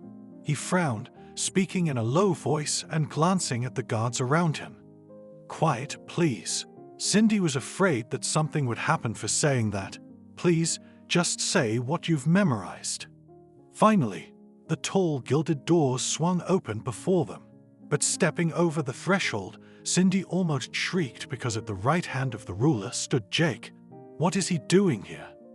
Anna had said that the ceremonial protocol excluded any outsiders. Wasn't this a sign of fate to back off? But when she looked at Jake's face and saw the sneer on it, the contempt for her husband, and probably for her as well, she changed her mind. No, she would do it right, and then watch some more as he would be so strong and all-powerful. Cindy hadn't thought about what the ruler would do to a man who, in fact, for his own purposes, took dirty advantage of power and trust. But it would definitely be something bad, and she didn't feel sorry for Jake, not one bit. She and her husband walked to the throne and knelt before it. They lowered their heads and said a few phrases. Yes, it was a little clumsy, but foreigners are forgiven. Now they were supposed to stand up and walk out without looking up. Cindy took a deep breath. It was time. It was now or never. "Your Majesty, pardon me and let me speak." The guards reacted instantly, alerted and surrounded in a tight ring. In general, some of the guards of the ruler were modern, and some were as if they came from the Middle Ages, in national long motley suits, with curved swords on their belts and with spears decorated with feathers. "What are you doing?" The husband stared at the girl in shock and incomprehension. "We've been released already. I'm doing what I have to do, trust me." Cindy told him and turned back to the island's ruler. "I have something very important to tell you. It's about the safety of your power." The ruler frowned and gestured for the guards to stand down. "What do you want? Can we talk in private?" Cindy pleaded with him. "I swear, what I have to say is very important." "What's going on? What are you talking about?" Harvey panicked. His wife was speaking to the governor in English, and he, not understanding a word, was just afraid she'd say too much. They'd be punished again, somehow in this wild country. Jake leaned toward the king and whispered something to him. Cindy's heart sank uneasily, and nothing would work. But then the king made another gesture to the servant, and he said something to the servant, who scurried away. "You are allowed to speak," said the island master to Cindy, "but you will speak to me and in front of my counselor. Mr. Wilson has done much for the welfare of the island. I have no secrets from him." Cindy nodded. Maybe that's even better. He wouldn't understand a word of it, of course, but she could explain it to him later. And in general, she would be able to tell only part of the truth. Another person came into the room, a woman in a purple suit. "You will speak in front of your husband. What the wife says should not be a secret to the husband. It is the will of the gods," said the ruler sternly. "I know that he speaks neither the language of my people nor the English that you and I understand. Every word will be translated with her help." He nodded at the woman in the suit. "She is a good translator and speaks yours among other languages. Speak." Cindy broke into a cold sweat. No, it would be revealed to her husband now. It was. She wasn't prepared for this at all, but it was too late to back down. Holding herself from a shattering tantrum with the mere thought that it would destroy Jake, she pulled her cell phone out of her purse and held it out to the ruler. "Your Majesty, here is a recording of my conversation with your counselor. Please turn it on now." The governor raised an eyebrow, clearly surprised. Jake gritted his teeth, turned white, and sent Cindy a searing glare. The girl was afraid he might try to knock the phone out of the king's hands altogether, to stop him somehow. But he didn't act. Didn't expect this? The bastard. Did he realize it was all over for him? The king said something to a servant who handed him and the interpreter headphones. Cindy understood why he wanted to listen in the original, and the guest specialist needed them to do simultaneous translation for her husband without interrupting one sound. What a nightmare. Harvey was about to open his mouth to demand an explanation, but then he just listened. Cindy wasn't looking at anyone. She was staring at the floor. It was unbearable. The girl cautiously took a step, another step away from her husband. He will forgive her, won't he? She thought, and it seemed so strange to want to cry, and at the same time as if there were no tears. "Oh, you bitch," bellowed her husband as the tape ended. Cindy shrieked, but her husband, who rushed to her, was held back by the guards who crossed his path with spade sticks. With her husband alive, she's going to another man's bunk. "Harvey, I was saving you," Cindy exclaimed. "Didn't you hear me?" "I heard that you told him."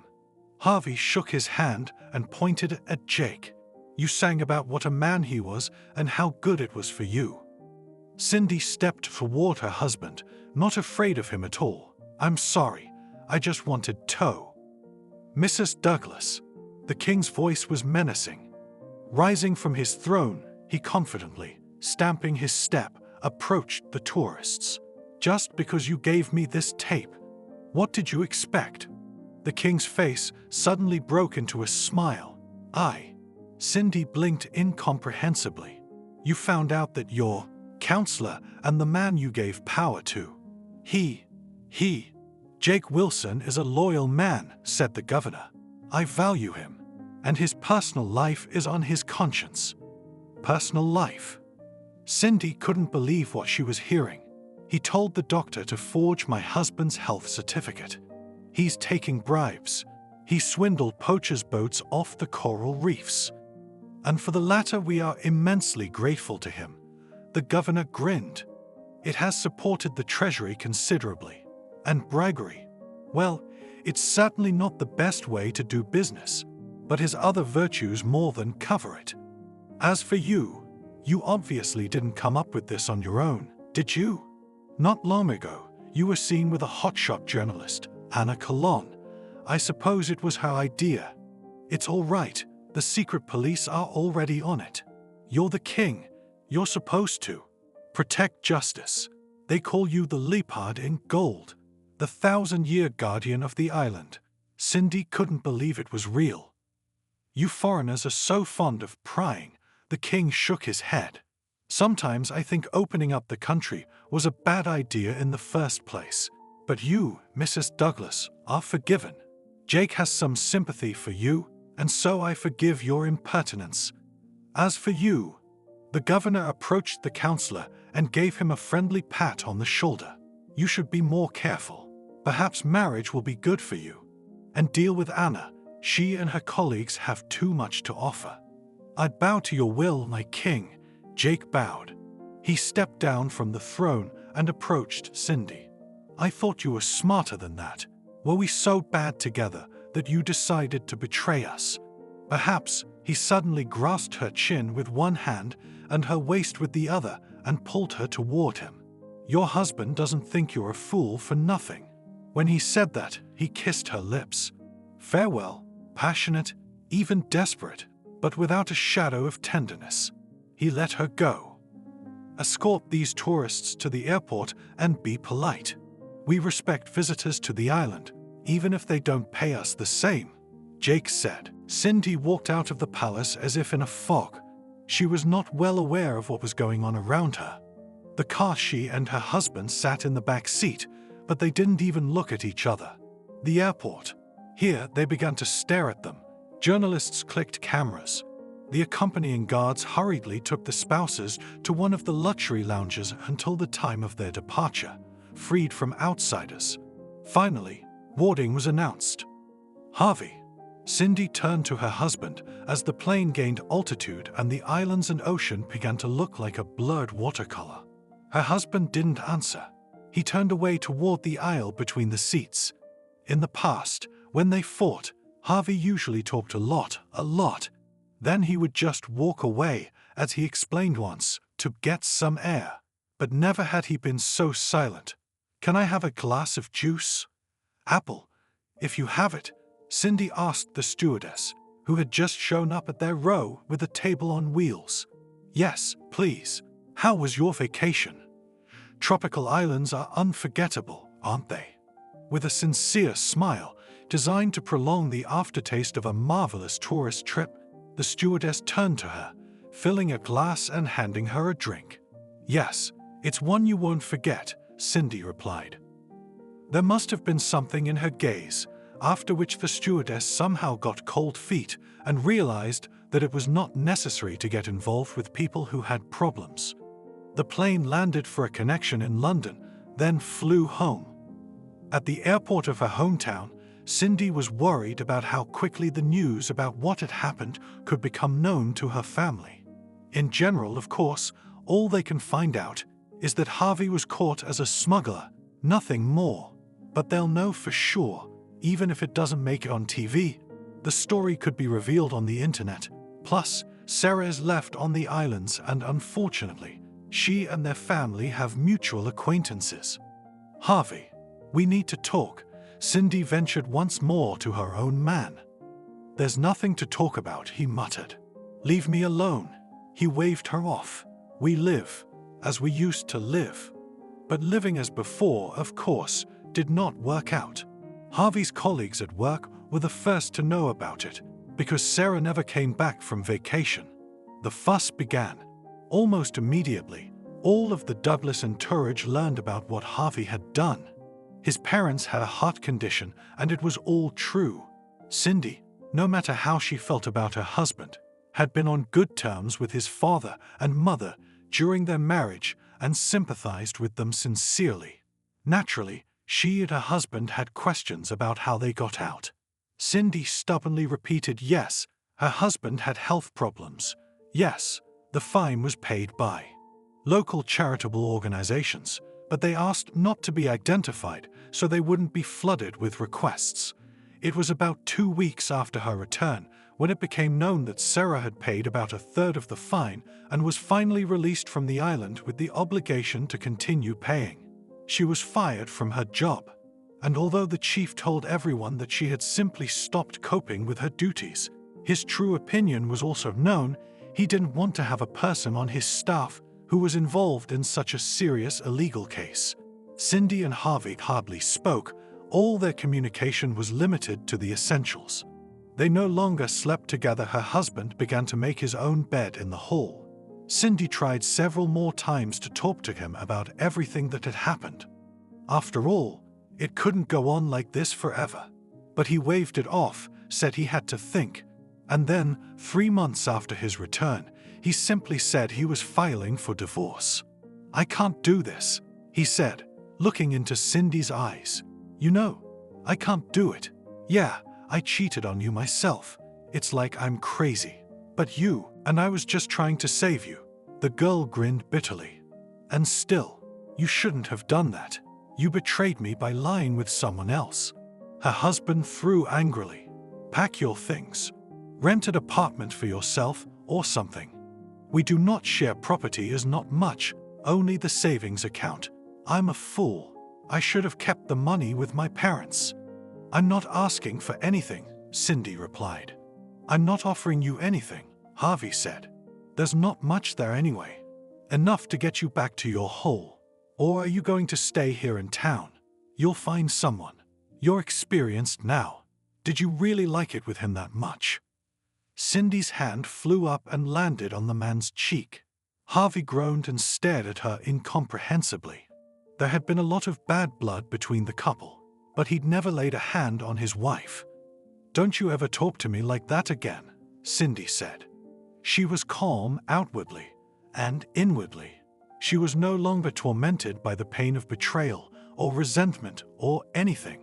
It was as if everything inside had burned out. "And what I will do, how to live on, is not your concern." When the divorce was finalized, the girl packed her things. It turned out there wasn't much of it. Cindy didn't deny her pride, but she realized how stupid it would be to leave her husband's house with nothing at all, so she accepted the amount she was entitled to from the account where her husband saved from each paycheck. In addition, Cindy realized it was a fair, albeit insufficient, compensation for agreeing to sell her own apartment early in the marriage. She had rented an apartment in the same city, a small studio in a bedroom community. Few mutual acquaintances understood this breakup, because before that they seemed to be a perfect couple. Many former mutual friends stopped talking to Cindy, and she was not surprised because they had considered her a shadow for so long, a kind of an appendix to Harvey. The amount in the account was enough to live without worrying about finding an income for about 4 or 5 months. But Cindy decided that it was more reasonable to save more money. Naturally, her lack of education and work experience didn't make her attractive at job interviews, and a couple of places pointed her out the door after the HR department asked her how her family's reputation was. No priors. Cindy was confused. She answered honestly yes, there was a story with the ex-husband. "I'm sorry," said Cindy, squeamishly, to the human resources manager at the store where she was applying for a sales job. "But we don't need that kind of people. This is a decent place." But eventually she got a job in a small bakery near her home, and on weekends she began to attend courses to become, as she had wanted once, now it seemed 100 years ago, a master of nail service. The new craft was not easy, but a year later, Cindy was already working in a salon and had her own regular clients who appreciated her signature style of nail design. But the girl was not discouraged. For the first time she felt so free.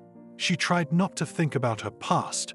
Sometimes she even thought that it would not be bad, as it happens in the movies, to get amnesia. Then, perhaps, the nightmares would stop tormenting her, in which Cindy dreamed of a jungle in flames, from which she had to rescue herself and carry a whole bunch of marmoset monkeys. "Me soon to the sea will take me to the sea," once shared with her joy one of the clients. "Anniversary, we have a daughter, there, went to the institute.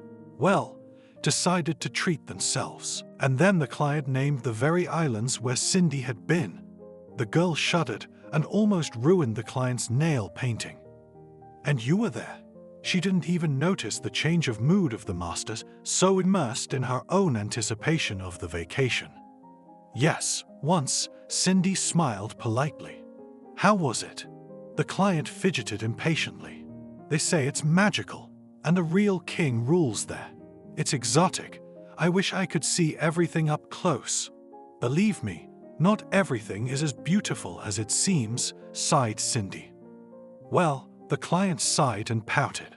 You're just saying that because you probably got a bad tour operator and the wrong hotel.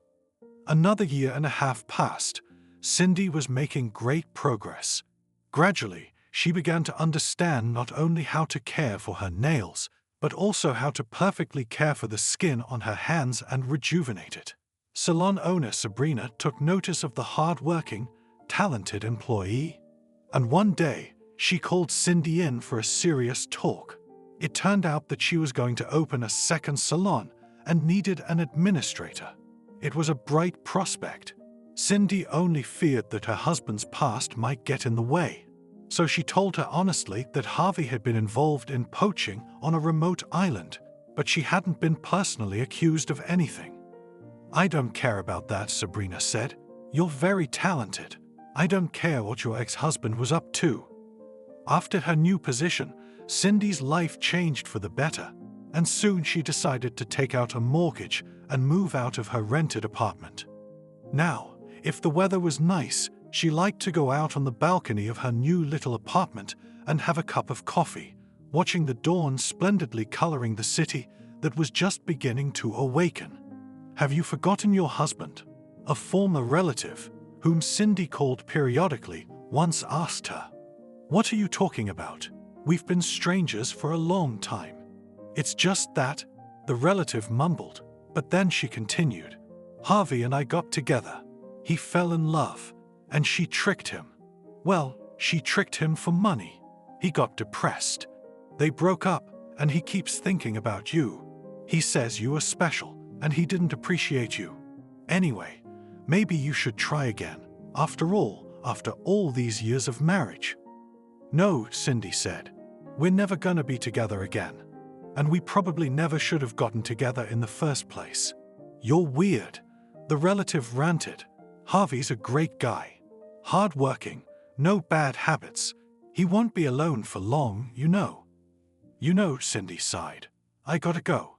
I've got things to do, and she hung up. She had no doubt in her mind that there was no future with Harvey. Cindy also sometimes feared that she wouldn't have a life at all, but then she consoled herself that she could live without it, because she was doing so well. She's got a job she loves, an apartment of her own, she's strong and independent just like she dreamed. Come back to us again. You are our most frequent customer, smiled Cindy at the slender blonde who was just getting up from her chair, admiring her new scarlet manicure. You're the best, smiled back at Ariana. Tony will be shocked. He says I'm too bright, like a butterfly.